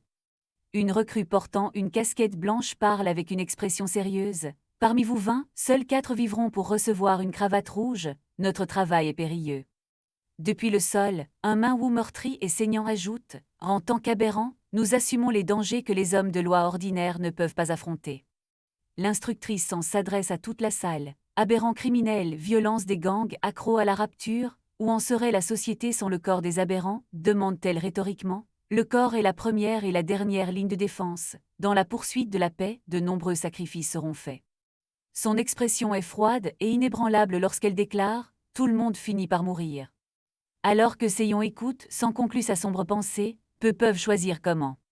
L'esprit de Seyon revient sur un reportage concernant le meurtre d'une procureure de 35 ans nommée Jian Bo par des aberrants. Elle pense « Oh, c'est vrai. » Elle se souvient avoir regardé ce reportage en prenant son petit déjeuner. Son monologue intérieur révèle sa réaction. « Quand je regardais les nouvelles ce matin-là, ce n'était pas de la peur que je ressentais. » Réfléchissant à ses sentiments, elle pense « C'était plutôt quelque chose comme « Je dois faire mieux qu'elle. » Seyon pense à la procureure Jian Bo. Jian Bo a donné sa vie pour une juste cause, je n'ai que du respect pour elle, mais je ne peux pas suivre le même chemin. Si je veux rendre ce monde un peu meilleur, je dois rester en vie. La détermination de Seyon se durcit. J'étais classé dans le top 0,5% aux examens nationaux. Comparé à cela, atteindre le top 20% ici n'est rien. Si je peux survivre à cet endroit, monter en grade et recevoir une cravate rouge. Avec une résolution renouvelée, elle conclut sa pensée. Alors je n'ai pas perdu ma chance. Mes objectifs sont toujours à portée de main. La scène revient au présent, avec Seyon faisant face à l'instructrice San. Un gros plan montre l'expression calme, mais calculatrice, de l'instructrice San. Un regard sournois et complice apparaît sur le visage de Seyon alors qu'elle semble comprendre le jeu. Gros plan sur l'œil de l'instructrice San, observant la réaction de Seyon. « Je vous sépare dans vos cellules, mademoiselle Seyon Lee, annonce l'instructrice San. Seyon est surprise. Ah, San ordonne, tendez votre main. San donne à Seyon une carte clé rouge et son affectation. Tout droit au fond du couloir et à gauche, vous trouverez une rangée de chambres. C'est l'assignée à votre cellule et la chambre 4. Attendez là-bas. » L'instructrice San appuie la carte clé sur un appareil au poignet de Seyon, qui émet un bip en désactivant quelque chose. Avec un doux tunk, un lourd bracelet de cheville se déverrouille et tombe de la jambe de Seyon. Tenant la carte clé, l'instructrice San ajoute une remarque finale effrayante. Vous serez bientôt rejointe par ceux qui sont assez malchanceux pour vous avoir. Comme coéquipière, l'insulte flotte dans l'air, laissant Seyon sans voix. Seyon marche dans un couloir qui ressemble à un bâtiment scolaire. Elle arrive devant une porte rouge vif marquée du numéro 4. Alors qu'elle s'approche, une voix joyeuse de l'intérieur dit « Alors, puisque nous allons travailler ensemble à partir de maintenant. » Seyon entre dans la pièce et trouve ses nouveaux coéquipiers. Un jeune homme joyeux en sweat à capuche orange suggère « Que diriez-vous de briser la glace ?» Pendant ce temps, Minwoo se tient tranquillement à l'écart, et une autre recrue avec une casquette blanche est assise, maussade, sur un canapé rouge. Le jeune homme continue. Genre, quel est votre nom? Et si vous pouviez voir un vœu exaucé, que demanderiez-vous? Seon et Minwoo regardent tous les deux, sans enthousiasme. Ils se portent volontaires joyeusement pour commencer. Je commence, je suis Isol, et je demanderais une réserve à vie de beignets torsadés au sucre. Une légende le présente comme Isol Kim, un stagiaire de niveau 1. Isol sourit à Seon, rayonnant d'un optimisme pur. J'espère que nous pourrons tous être de super bons amis. Seon est momentanément aveuglé par sa positivité, pensant « T'es tellement lumineux ». Isol se tourne ensuite vers la recrue sombre sur le canapé. « À toi ». La recrue le foudroie du regard. « Ryujin Kang », déclare-t-elle platement. « Je souhaiterais qu'on ne m'ait jamais posé une question aussi débile. » Une légende l'identifie comme Ryujin Kang, une stagiaire de niveau 1. Isol rit simplement, se tournant vers Minwoo. « Tu es drôle, j'aime ça. » Minwoo se présente avec un seul mot, « Je suis Min ». Sa légende indique Minwoo, stagiaire de niveau 1. Minwoo fait un léger signe de tête, son expression inchangée. Isol reste joyeux malgré les réponses ternes. « D'accord, on continue. » Enfin Isol se tourne vers Seon, les mains jointes dans l'attente. « Et toi tu es ?» Seon force un sourire, se présentant comme une stagiaire de niveau 1. « Eh bien, vous avez tous entendu l'instructrice. Je m'appelle Seon, et pour le vœu, peut-être la paix dans le monde. » Elle demande « Est-ce trop ennuyeux ?» tout en pensant « C'est très mauvais. » Alors qu'Isol répond joyeusement « Nan, c'est un bon vœu », Seon évalue sombrement la situation. Sur mes 3 coéquipiers, 2 sont des gens qui ne m'apprécient probablement pas trop. Seon analyse mentalement sa nouvelle équipe. Isol semble trop amicale et correspond à la mission du corps. Ryujin, cependant, la déteste clairement avec une passion brûlante. Et quant à Min, elle ajuste ses lunettes, une expression inquiète sur le visage alors qu'elle considère sa situation difficile. Décidant de dissiper le malaise, Seon s'approche de Minwoo. « Oh, Min, c'est ça, je suis tellement désolée pour ce qui s'est passé avec l'instructrice. » Minwoo reste silencieuse alors qu'elle continue ses excuses. « Je veux dire, je ne savais pas qu'elle allait te frapper, mais quand même, ton visage. » Il lève lentement une main pour toucher la peau à vif et érafler de sa joue. Il touche doucement la blessure, son expression est lisible. Seon le regarde fixement, attendant sa réponse, son visage mis en valeur sur un fond jaune austère. À la surprise totale de Seon, la blessure sur le visage de Minwoo guérit instantanément, laissant une peau immaculée. « C'est bon, dit-il calmement. Seon ne peut que bégayer. « C'est quoi ce délire ?» Isol tape sur l'épaule de Minwoo tandis que Seon pointe du doigt avec étonnement, demandant « Tu peux juste te guérir comme ça ?» Isol sourit et dit « Ça fait du bien d'être débarrassé de ces menottes à essence, hein. » Isol sourit à Seon en disant « Toi aussi tu peux, n'est-ce pas? Nous sommes des aberrants ?» Minwoo regarde tandis que Seon semble confuse par la question. Isol la presse de répondre « Je veux dire, tu as déjà utilisé de l'essence, non ?» Seon baisse les yeux troublés. Seon admet doucement « J'ai seulement découvert que j'étais une aberrante hier. » Isol est choquée, des étoiles dans les yeux alors qu'il s'exclame « Attends sans déc. » Isol la prend doucement par les épaules. « Bon sang, c'est vraiment pas de chance, dit-il avec sympathie. » Isol frappe dans ses mains, dans un geste semblable à une prière. Un fouche d'énergie orange jaillit de ses mains alors qu'il active son pouvoir. Avec ses yeux brillants maintenant d'un orange vif, Isol explique « Je l'ai découvert genre bien avant, en 2e année de lycée. » Seon regarde son pouvoir se manifester sous la forme d'une volute d'énergie. Il continue « J'ai eu 4 mois entiers pour m'amuser avec mon don, avant que le test n'arrive bien sûr, et qu'il ne me colle une menotte à essence. » En guise de démonstration, Isol utilise sa capacité télékinétique pour arracher le trombone des lunettes de Seon.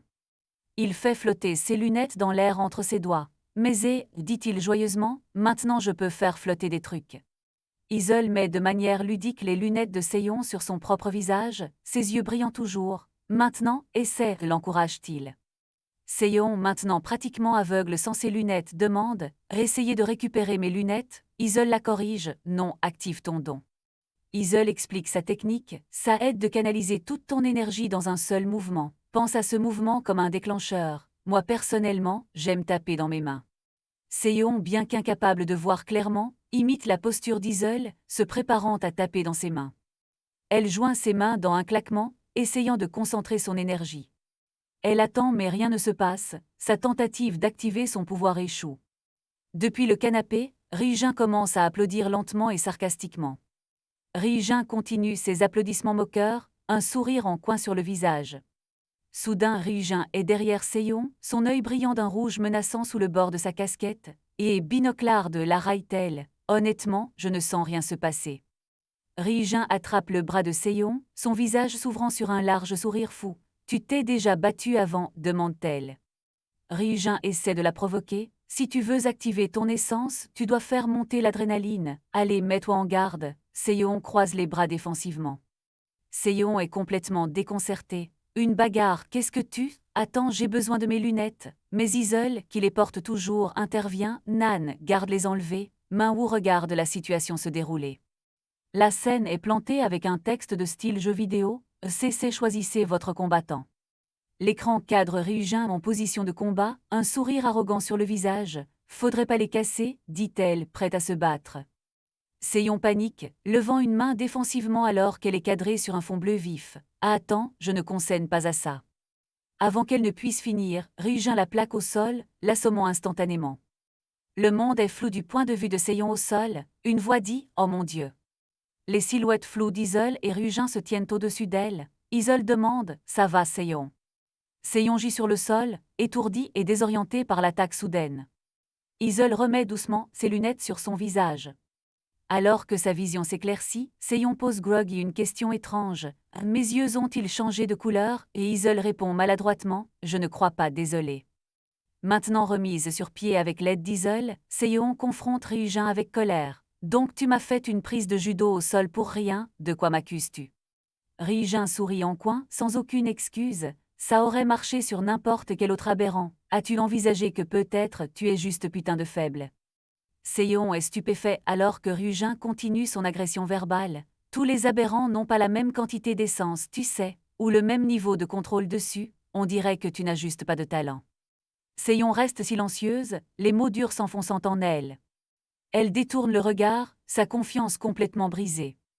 Un gros plan sur son visage abattu révèle ses pensées intérieures, elle a probablement raison.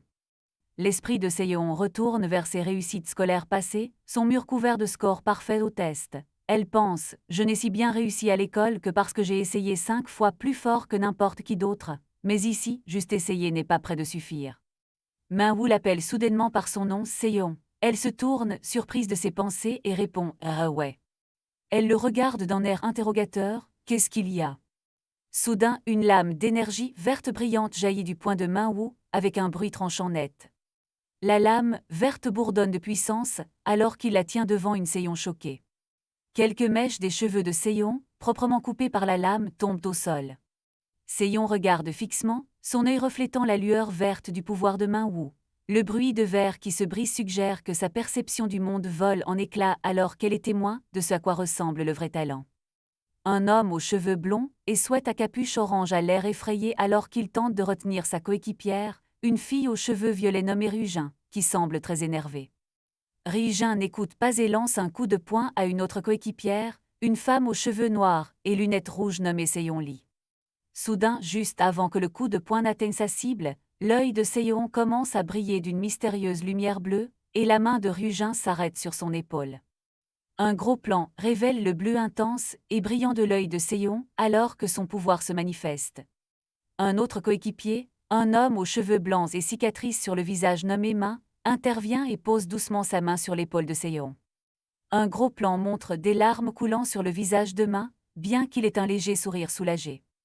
Regardant Seiyon avec les larmes aux yeux, Ma dit « Ça a marché ». Seiyon, complètement déconcerté par la situation et ses propres pouvoirs, ne peut que demander « Pardon ». L'homme blond se précipite, poussant Seiyon derrière lui et criant sur Ma « Waouh, waouh, Ma, c'était pas cool ».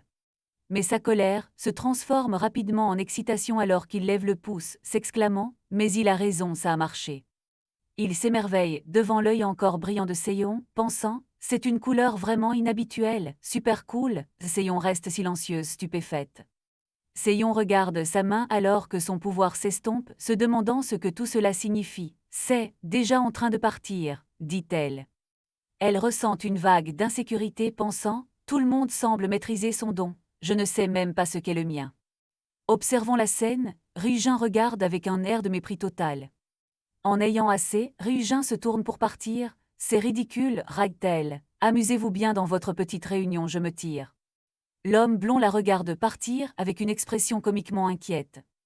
Il essaie de la rappeler. « Ah attends, Ri-jin, je ne pense pas que tu devrais errer seul dans le bâtiment. » Seyon regarde avec inquiétude.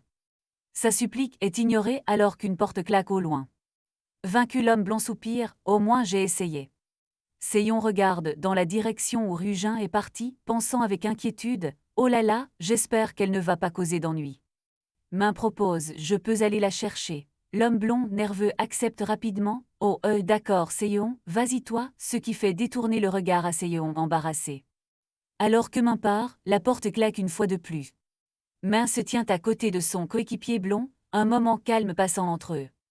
Après un moment de silence, l'homme blond se tourne vers Main, un air sérieux sur le visage. « Main, mon pote, tu as vraiment merdé. » Main a l'air sincèrement confus par l'accusation, demandant « Ai-je fait quelque chose de mal ?» Son coéquipier répond « Bien sûr que oui mec, tu as fait peur à tes propres coéquipières. » Continuant la conversation, l'homme blond se détend sur le canapé, expliquant nonchalamment « Les filles n'aiment pas ce genre de choses. » Main se retourne, demandant « Chose ?» L'homme blond clarifie avec une pointe d'exaspération « Tu sais, manquer de se faire trancher la tête. » Main fait un sourire froid et troublant. Et parlant d'expérience, sais-tu ce qu'elles aiment encore moins ? Demande-t-il rhétoriquement, puis répond lui-même, je ne sais pas.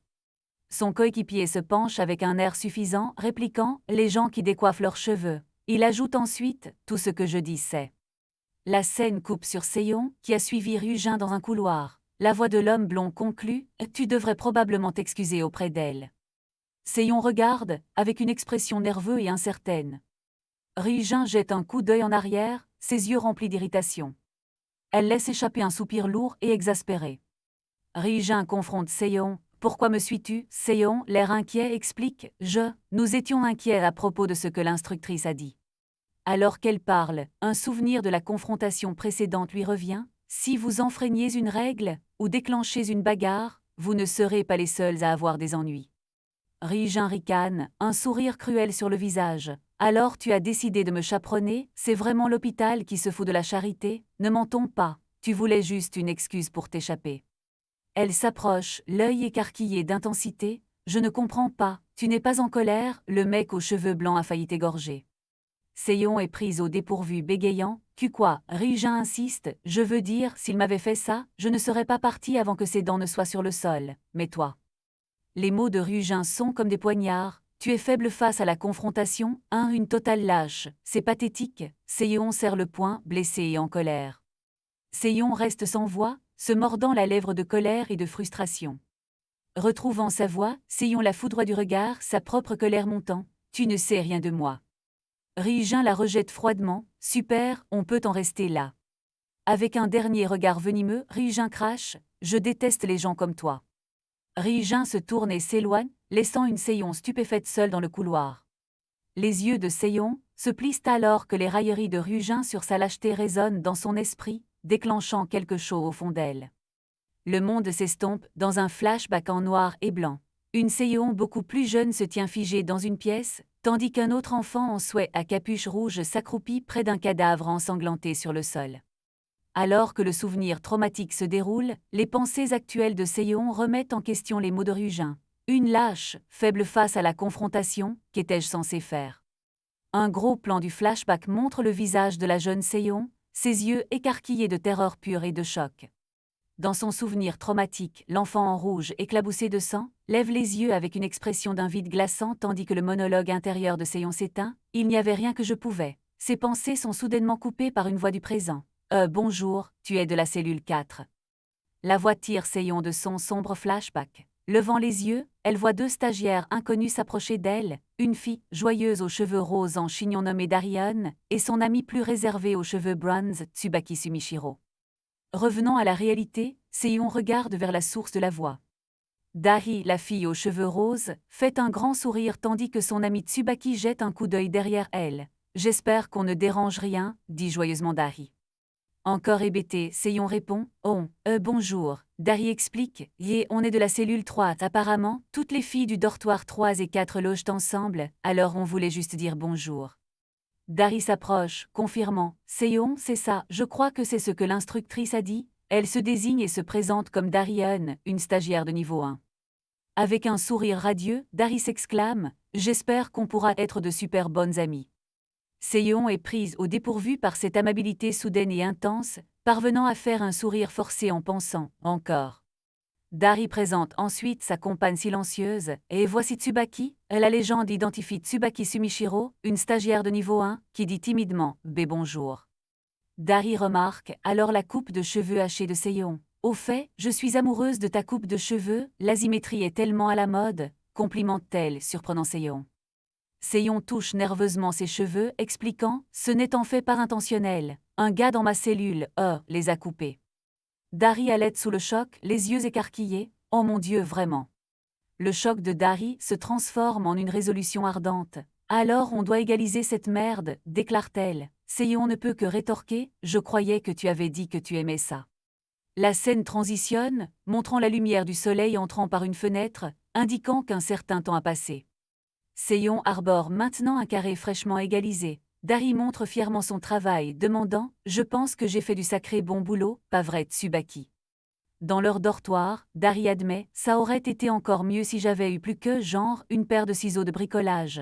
Mais c'est tout ce que j'ai emporté. » Tsubaki, assise à côté de Seyeon, les rassure « Ça reste joli. » Dari propose « Tiens, je crois que j'ai apporté un miroir aussi. » Mais Seyeon l'interrompt rapidement « Oh non, c'est bon. » Seyeon touche une mèche de sa nouvelle coupe, baissant les yeux avec un sourire fragile. « Je pense que si je me regarde maintenant. » Ses yeux s'emplissent de larmes, non versées alors qu'elle termine avec un rire tremblant. « Je pourrais commencer à pleurer. Ah ah. » Seyeon ajoute rapidement une clarification, de peur d'offenser sa nouvelle amie. Et ce n'était en aucune façon, forme ou manière une critique de tes talents de coiffeuse. Je suis sûre que mes cheveux sont superbes.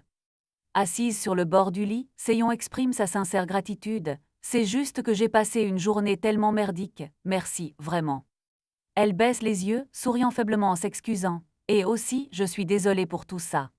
Tsubaki écoute patiemment alors que Seyeon admet « Je sais que je dois être insupportable à côtoyer. » Dari panique, agitant ses ciseaux. « Non, non, tu n'es pas insupportable, ou je veux dire, peut-être que tu l'es, mais tu n'es pas insupportable à côtoyer. » Tsubaki prononce fermement son nom pour arrêter son radotage. Tsubaki se tourne vers Dari et dit doucement « Retournons à la chambre 3. » Voyant que Seyeon a besoin d'un moment, Tsubaki coupe gentiment une Dari réticente. « Attends mais, commence-t-elle avant que Tsubaki n'appelle, et Seyeon. » Tsubaki lui adresse un sourire gentil et compréhensif. « Ce n'est jamais une mauvaise chose de vouloir un peu de temps seul, dit-elle doucement. On se rattrapera une autre fois, promettant de la laisser à ses pensées. » Alors que la porte se ferme avec un clic, Seyeon est laissée seule dans le calme de sa nouvelle chambre de dortoir. Elle regarde dans le vide un instant, traitant la gentillesse inattendue qu'on vient de lui témoigner. Une vague familière de doute de soi l'envahit alors qu'elle se demande « Est-ce que je viens de les faire fuir ?» Submergée et épuisée, elle laisse échapper un soupir et se laisse tomber en arrière sur le lit, marmonnant « Ah, qui s'en soucie encore ?» Elle reste allongée là, fixant le plafond, son expression sombre alors que les événements de la journée pèsent sur elle. Elle essaie de donner un sens à ses sentiments, regardant par la fenêtre. « Comment je me sens en ce moment ?» pense-t-elle. Son propre reflet semble se fondre avec les nuages dehors. « Ma tête est juste remplie de nuages, comme cette fois où j'ai étudié les intégrales pendant 72 heures d'affilée. » Elle ferme les yeux, essayant de rationaliser son état émotionnel. « Je suis probablement juste, fatiguée et un peu submergée. J'ai à peine dormi la nuit dernière, j'étais tellement anxieuse. » Un bref souvenir, d'elle en train de bâiller à la maison lui traverse l'esprit. Un montage de personnes tourbillonne dans ses pensées, sa sœur Samin, l'instructrice menaçante, sa coéquipière conflictuelle Ryujin et elle se demande « Je me demande, comment va Jae ?» Ses pensées s'attardent sur le visage du garçon nommé Jae. Son esprit dérive à nouveau vers le flashback traumatique, se concentrant sur un unique papillon rouge vibrant contre un ciel gris et morne. Dans le souvenir, le papillon se reflète dans l'œil d'une jeune Seyeon en pleurs. Le papillon vole, juste hors de portée de sa version plus jeune.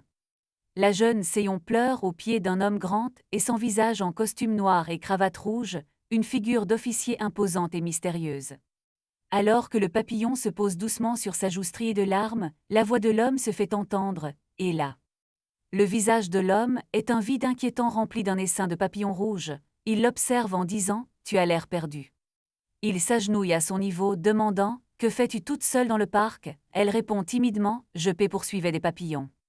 Sa peur et sa solitude la submergent, et elle éclate en sanglots. Mais maintenant je ne trouve plus ma sœur. Je ne l'ai pas vue depuis genre un basillon de minutes. L'homme tend la main pour la réconforter. Là, je suis sûre que nous allons la trouver. Juste au moment où sa main est sur le point de la toucher, une voix familière crie son nom à travers le champ, Seon. Le visage de la jeune Seon s'illumine de soulagement et de joie à la vue de sa sœur. Elle crise sa main, alors que sa sœur aînée, sa main, portant un sweat à capuche rouge distinctif, court vers elle. Sa main tire rapidement Seon derrière elle, la protégeant de l'officier, alors qu'il commence à parler. « Ah, vous devez être… » Sa main le coupe avec un ordre féroce. « Reste loin de ma sœur. » L'homme au visage de papillon regarde la fille provoquant et prononce une phrase unique et glaçante, « sale aberrante ». La scène s'attarde sur la silhouette menaçante de l'officier alors que le ciel s'assombrit, cimentant le souvenir traumatique. Dans le flashback, sa main retient sa jeune sœur loin de la figure de l'officier. Elle dit sévèrement « Seon, écoute-moi », tandis qu'une Seon confuse demande « Est-ce sa main, pourquoi ?» Sa main agrippe les épaules de sa sœur, son expression remplie d'urgence. « Ne parle plus jamais à l'un de ces officiers, tu m'entends ?»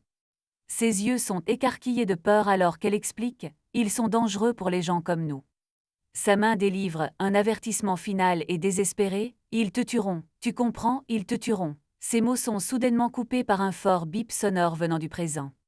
Seon est tiré de sa transe profonde, s'asseyant brusquement dans son lit alors qu'une annonce par interphone l'appelle « Seon Lee, veuillez descendre à la salle 4 ». L'annonce se répète et Seon panique, réalisant qu'elle a dû être absente pendant longtemps. « Oh mon Dieu, combien de temps j'ai dormi !» Alors qu'elle se lève précipitamment, l'esprit emballé par la peur de la punition de l'instructrice, sa main effleure quelque chose ressemblant à du papier sous sa jambe, faisant un bruit de froissement. Elle sort une petite lettre rouge pliée, la regardant avec une confusion totale. 1. Elle tient la note mystérieuse dans ses mains, essayant de comprendre d'où elle vient. Ce n'était pas « ici Ava ». Ravant, termine-t-elle, ses yeux s'écarquillant de choc et de suspicion. Le chapitre se termine sur un gros plan dramatique de son œil, plein de confusion et d'effroi. Une lettre est tenue ouverte, révélant les 2 premiers mots écrits dans une écriture décontractée, « Chère sœur ». Avec une vague de frustration, les mains de la destinataire froissent violemment la lettre rouge. La boule de papier froissé est jetée sans cérémonie dans une petite poubelle. Dans une pièce vide, Seon Lee, une jeune femme aux cheveux noirs et lunettes rouges, est assise voûtée sur son lit, fixant la poubelle avec une expression troublée. B. lettre en CFK, exact duplicate. Seon laisse échapper un lourd soupir, son conflit et sa lassitude apparent. Après un moment d'hésitation, elle plonge la main dans la poubelle et récupère la lettre froissée. Avec un doux craquement, Seon commence à lisser le papier rouge froissé, son expression sérieuse. Un gros plan sur son œil révèle un regard déterminé et concentré alors qu'elle se prépare à lire le message. La lettre de sa sœur, sa main, continue « Tant que tu es dans le corps, j'ai décidé de ne pas me mêler de tes décisions. Mais je veux que ces décisions soient éclairées, alors, voici quelques conseils, de sœur à sœur. » Le premier avertissement de sa main est glaçant. 1. Et ne fais pas confiance à ton instructrice, elle ne te protégera pas. Le texte est accompagné d'une image de l'instructrice, mi-onçant, debout de dos, dégageant une autorité froide. Le deuxième avertissement suit. 2. Et ne fais pas confiance aux officiers au-dessus du niveau 7, la racaille remonte à la surface. Les mots sont superposés à un gros plan de l'uniforme d'un officier, spécifiquement une cravate avec un insigne de niveau 7 romain. Le troisième et dernier conseil commence, s'éteignant de manière menaçante. 3. Le jour où tu quitteras le corps. Un bref et sombre flashback montre sa main, écrivant calmement avec un stylo plume. Le flashback s'étend, poursuivant la lettre de sa main. Sache que tu m'auras toujours. Les mots flottent au-dessus d'une scène horrible où sa main est assise tranquillement sur un bureau au-dessus d'un massacre sanglant, tandis qu'une silhouette masquée couvre les corps en dessous. L'œil de Seon s'écarquille légèrement, un petit froncement de sourcils indiquant sa réaction perturbée au contenu de la lettre et aux souvenirs qu'elle évoque. Seon marche, son esprit décidé, c'est officiel. Son expression est sinistre alors qu'elle arrive à une conclusion. Elle pense, sa main a envoyé quelqu'un après moi. Elle continue de raisonner, ou à tout le moins elle a payé quelqu'un pour mettre cette note-là. Regardant la poubelle, elle conclut, quoi qu'il en soit, c'est de la folie. En marchant vers un ascenseur, Seon fulmine intérieurement. Elle a passé les 6 dernières années à ignorer purement et simplement ce que je fais de ma vie, et dès que j'essaie de partir, elle me sort un truc pareil. Poussant une porte, Seyon pense « Je ne veux rien avoir à faire avec elle », tout en s'excusant simultanément à haute voix, désolée pour le retard. Elle entre dans une salle de classe où l'instructrice Myeon s'en attend debout. Déjà assis à une table se trouvent ses nouveaux coéquipiers, la cynique Ri-jin Kang avec une casquette blanche, l'optimiste Isol Kim avec un sweat à capuche orange, et un homme silencieux et sans nom aux cheveux blancs. L'instructrice s'en regarde Seyon avec une expression sévère et dit « Je suppose que nous devrions nous attendre à ce que ce soit la norme venant de vous. » Alors que Seyon se tient maladroitement, Isol Kim désigne une chaise vide, lui disant « Prends un siège ». Il pointe ensuite sa propre tête pensant « Tes cheveux », remarquant sa nouvelle coupe.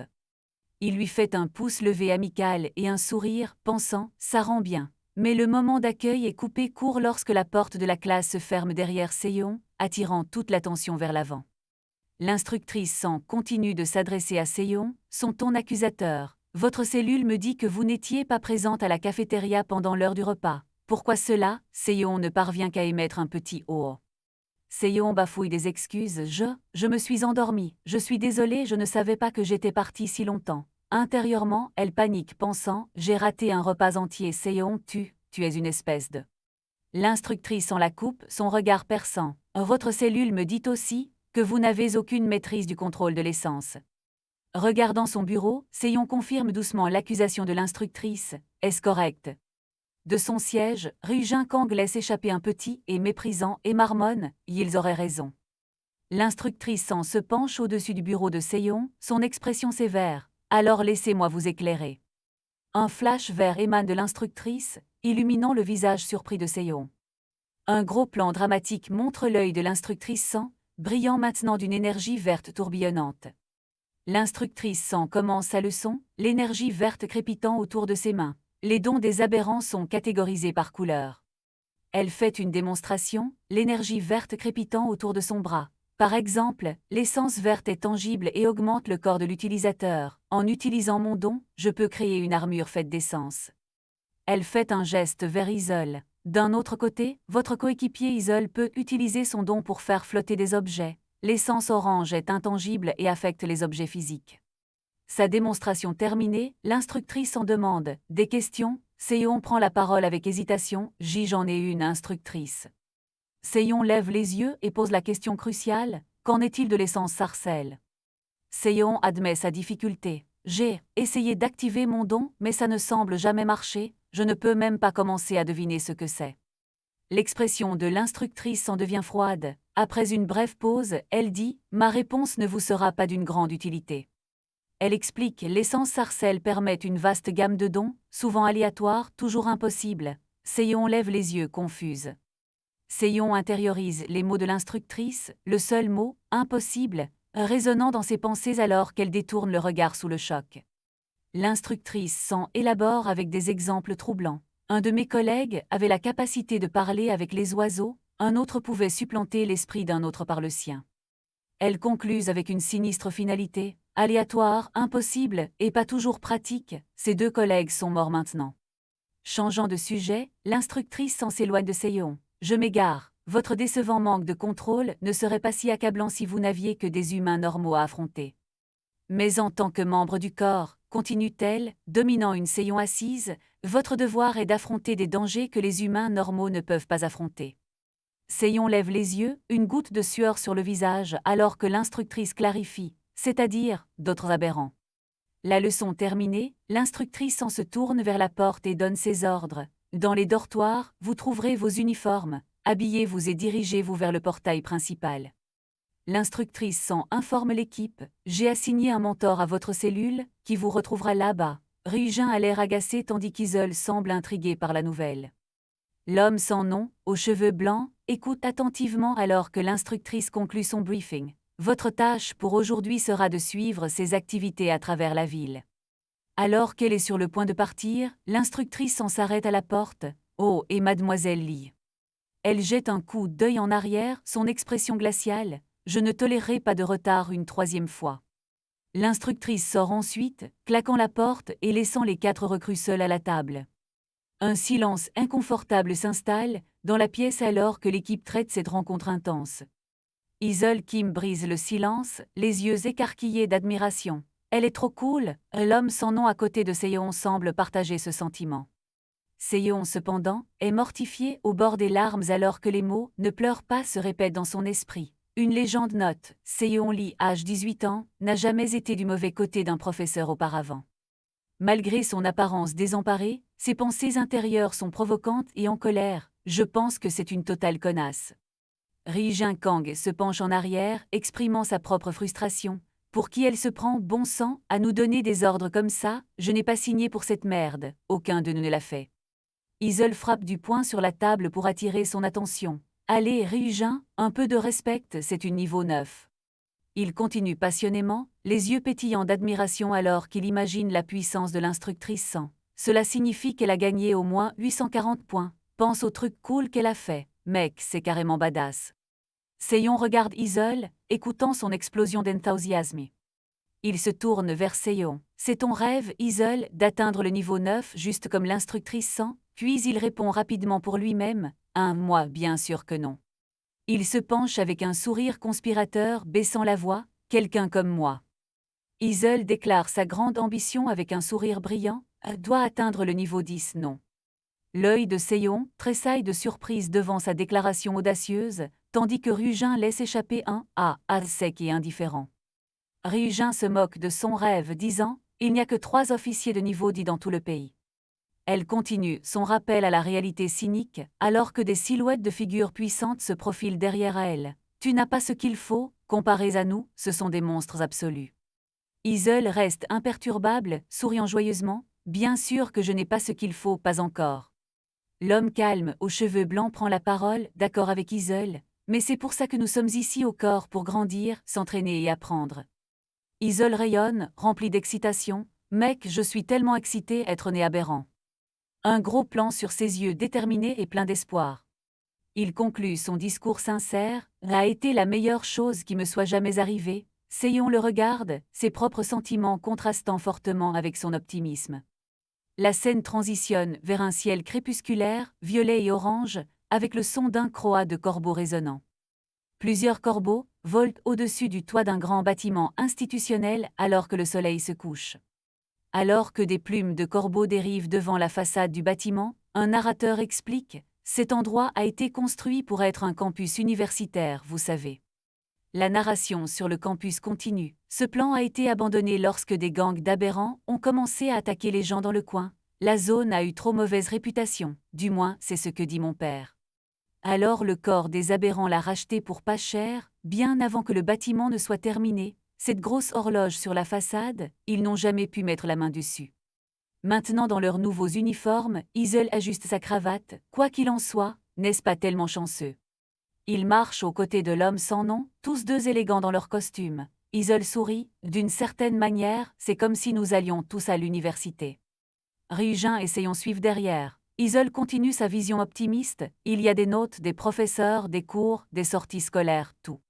Ryujin se moque de lui. Tu penses que c'est une sortie scolaire? Et Isol, toujours optimiste, répond avec une étincelle. On peut faire semblant. Seyeon, l'air misérable, marmonne à Ryujin. Je préférerais faire semblant que rien de tout ça n'arrive. Elle continue de fulminer intérieurement, son expression sombre. Moi, rejoindre le putain de corps, putain de ridicule.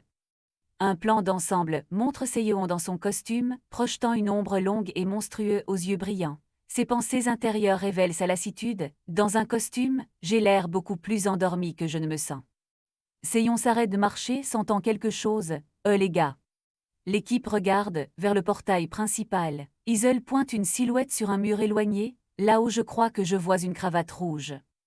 Ryujin plisse les yeux vers la silhouette. Tu penses que c'est le mentor qu'on est censé rencontrer? Seyeon est sceptique. Un non, plus probablement un curieux. Elle n'est pas vraiment habillée pour. Ses coéquipiers regardent avec divers degrés de confusion. La silhouette sur le mur prend une pose joyeuse et dramatique, saluant sauvagement. C'est la sœur de Seyeon, sa main criant « Cellule 4 ». Alors que sa main crie « Par ici », Seyeon se fige, son visage étant un masque de pur choc et d'incrédulité. Le chapitre se termine sur un gros plan de l'expression horrifiée de Seyeon, réalisant pleinement que sa sœur éloignée et dangereuse est son nouveau mentor.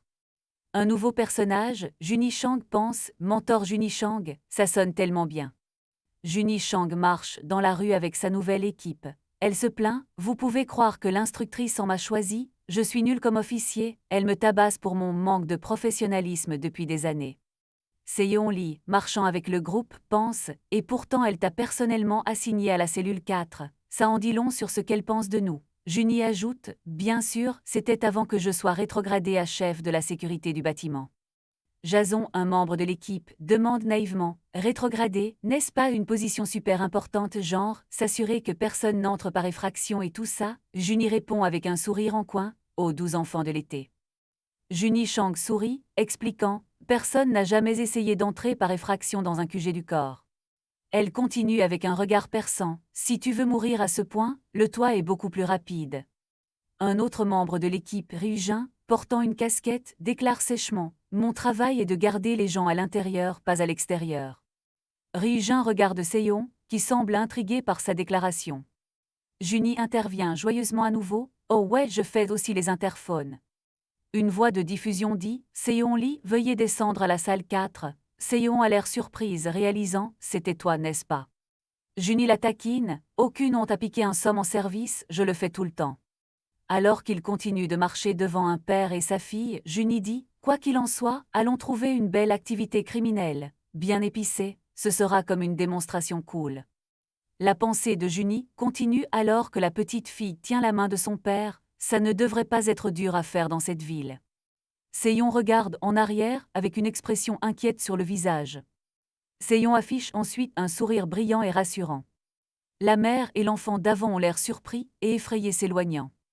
La mère a une sueur nerveuse sur le front alors qu'elle regarde en arrière. La mère serre son enfant contre elle, regardant avec peur Seyon et son équipe qui s'éloignent dans la rue. Seyon se tient avec une expression sérieuse et déterminée, la main sur la poitrine.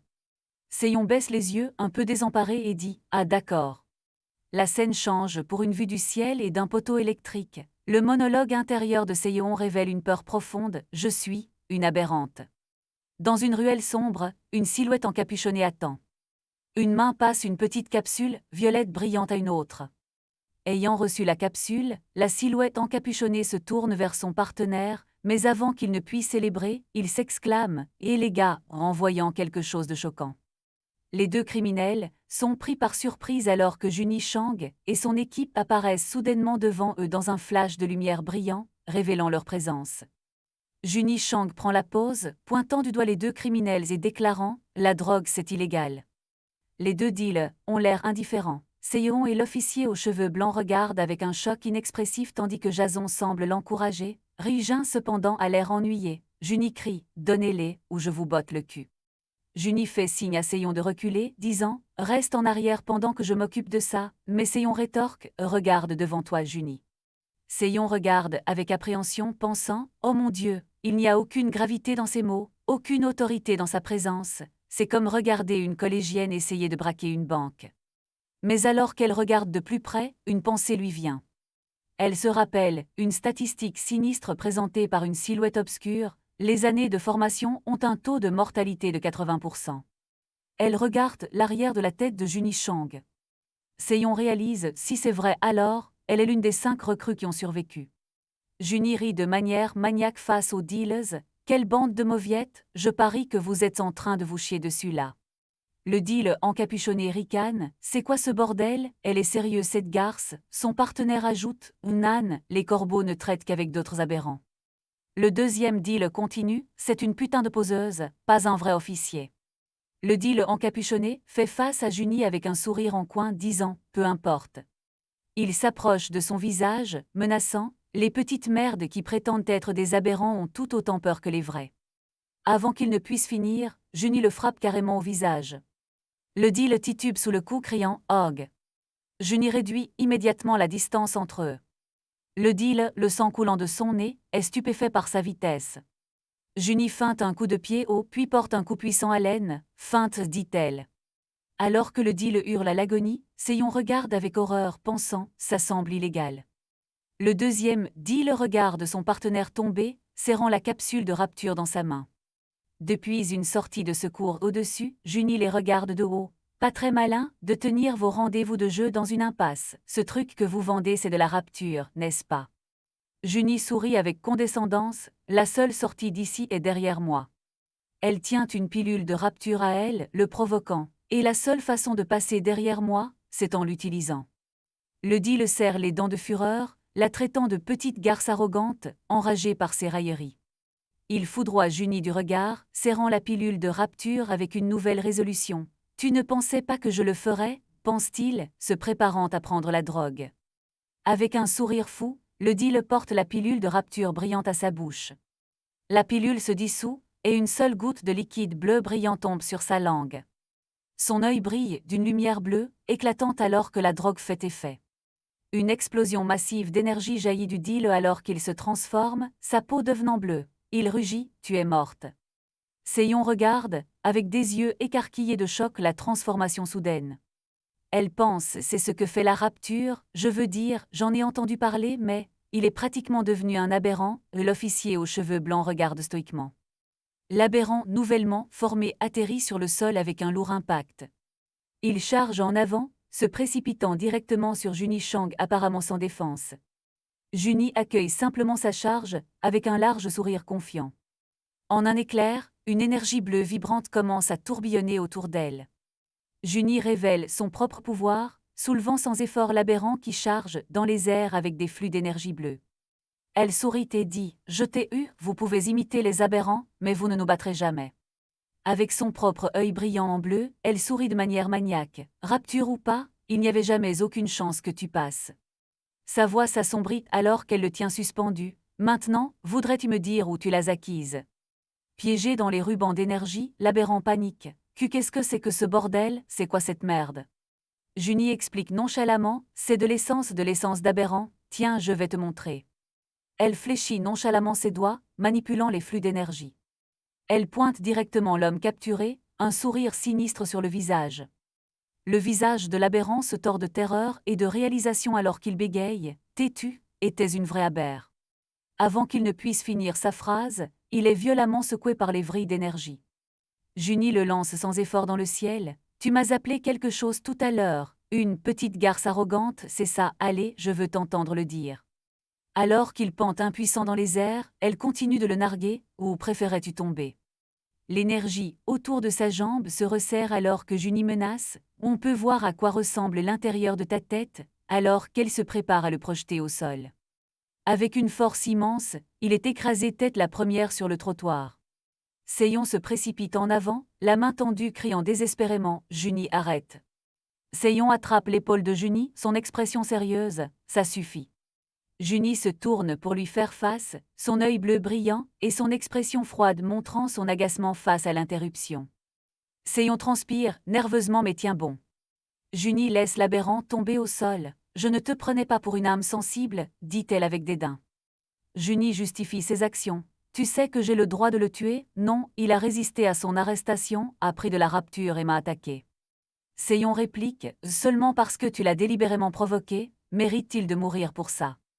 Ayant repris sa forme humaine, le dit le terrifié se rend rapidement. « Ah, attendez, je parlerai. » Il déballe tout ce qu'il sait. Les entrepôts abandonnés sur la 5e, ceux où il gardait des jouets maintenant c'est un point de dépôt pour la rapture, je le jure devant Dieu, je n'en sais pas plus. Je ne suis pas un fournisseur, j'ai juste acheté ça à un gars.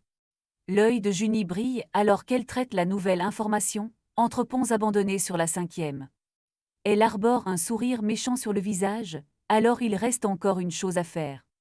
Plus tard, l'équipe trinque avec ses tasses de café, santé. Ils sont assis à un café en terrasse alors que Junie proclame « à un autre travail bien fait ».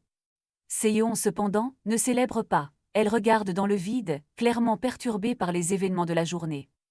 Jason loue Junie avec enthousiasme. « Junie, ton pouvoir est tellement cool, tu es genre imbattable. » Seyon intervient, essayant de les ramener à la mission. « Ce n'est pas fini cependant, nous n'avons pas encore vérifié les entrepôts. » Ryujin se moque de Jason. « PFF, non elle ne l'est pas. » Seyon réalise avec frustration et il m'ignore.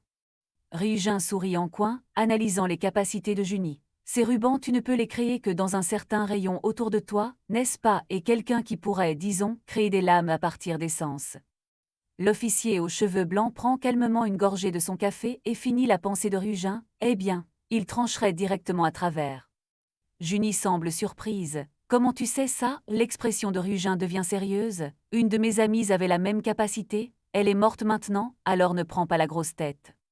La tournure sombre et soudaine laisse Junie momentanément sans voix. 1.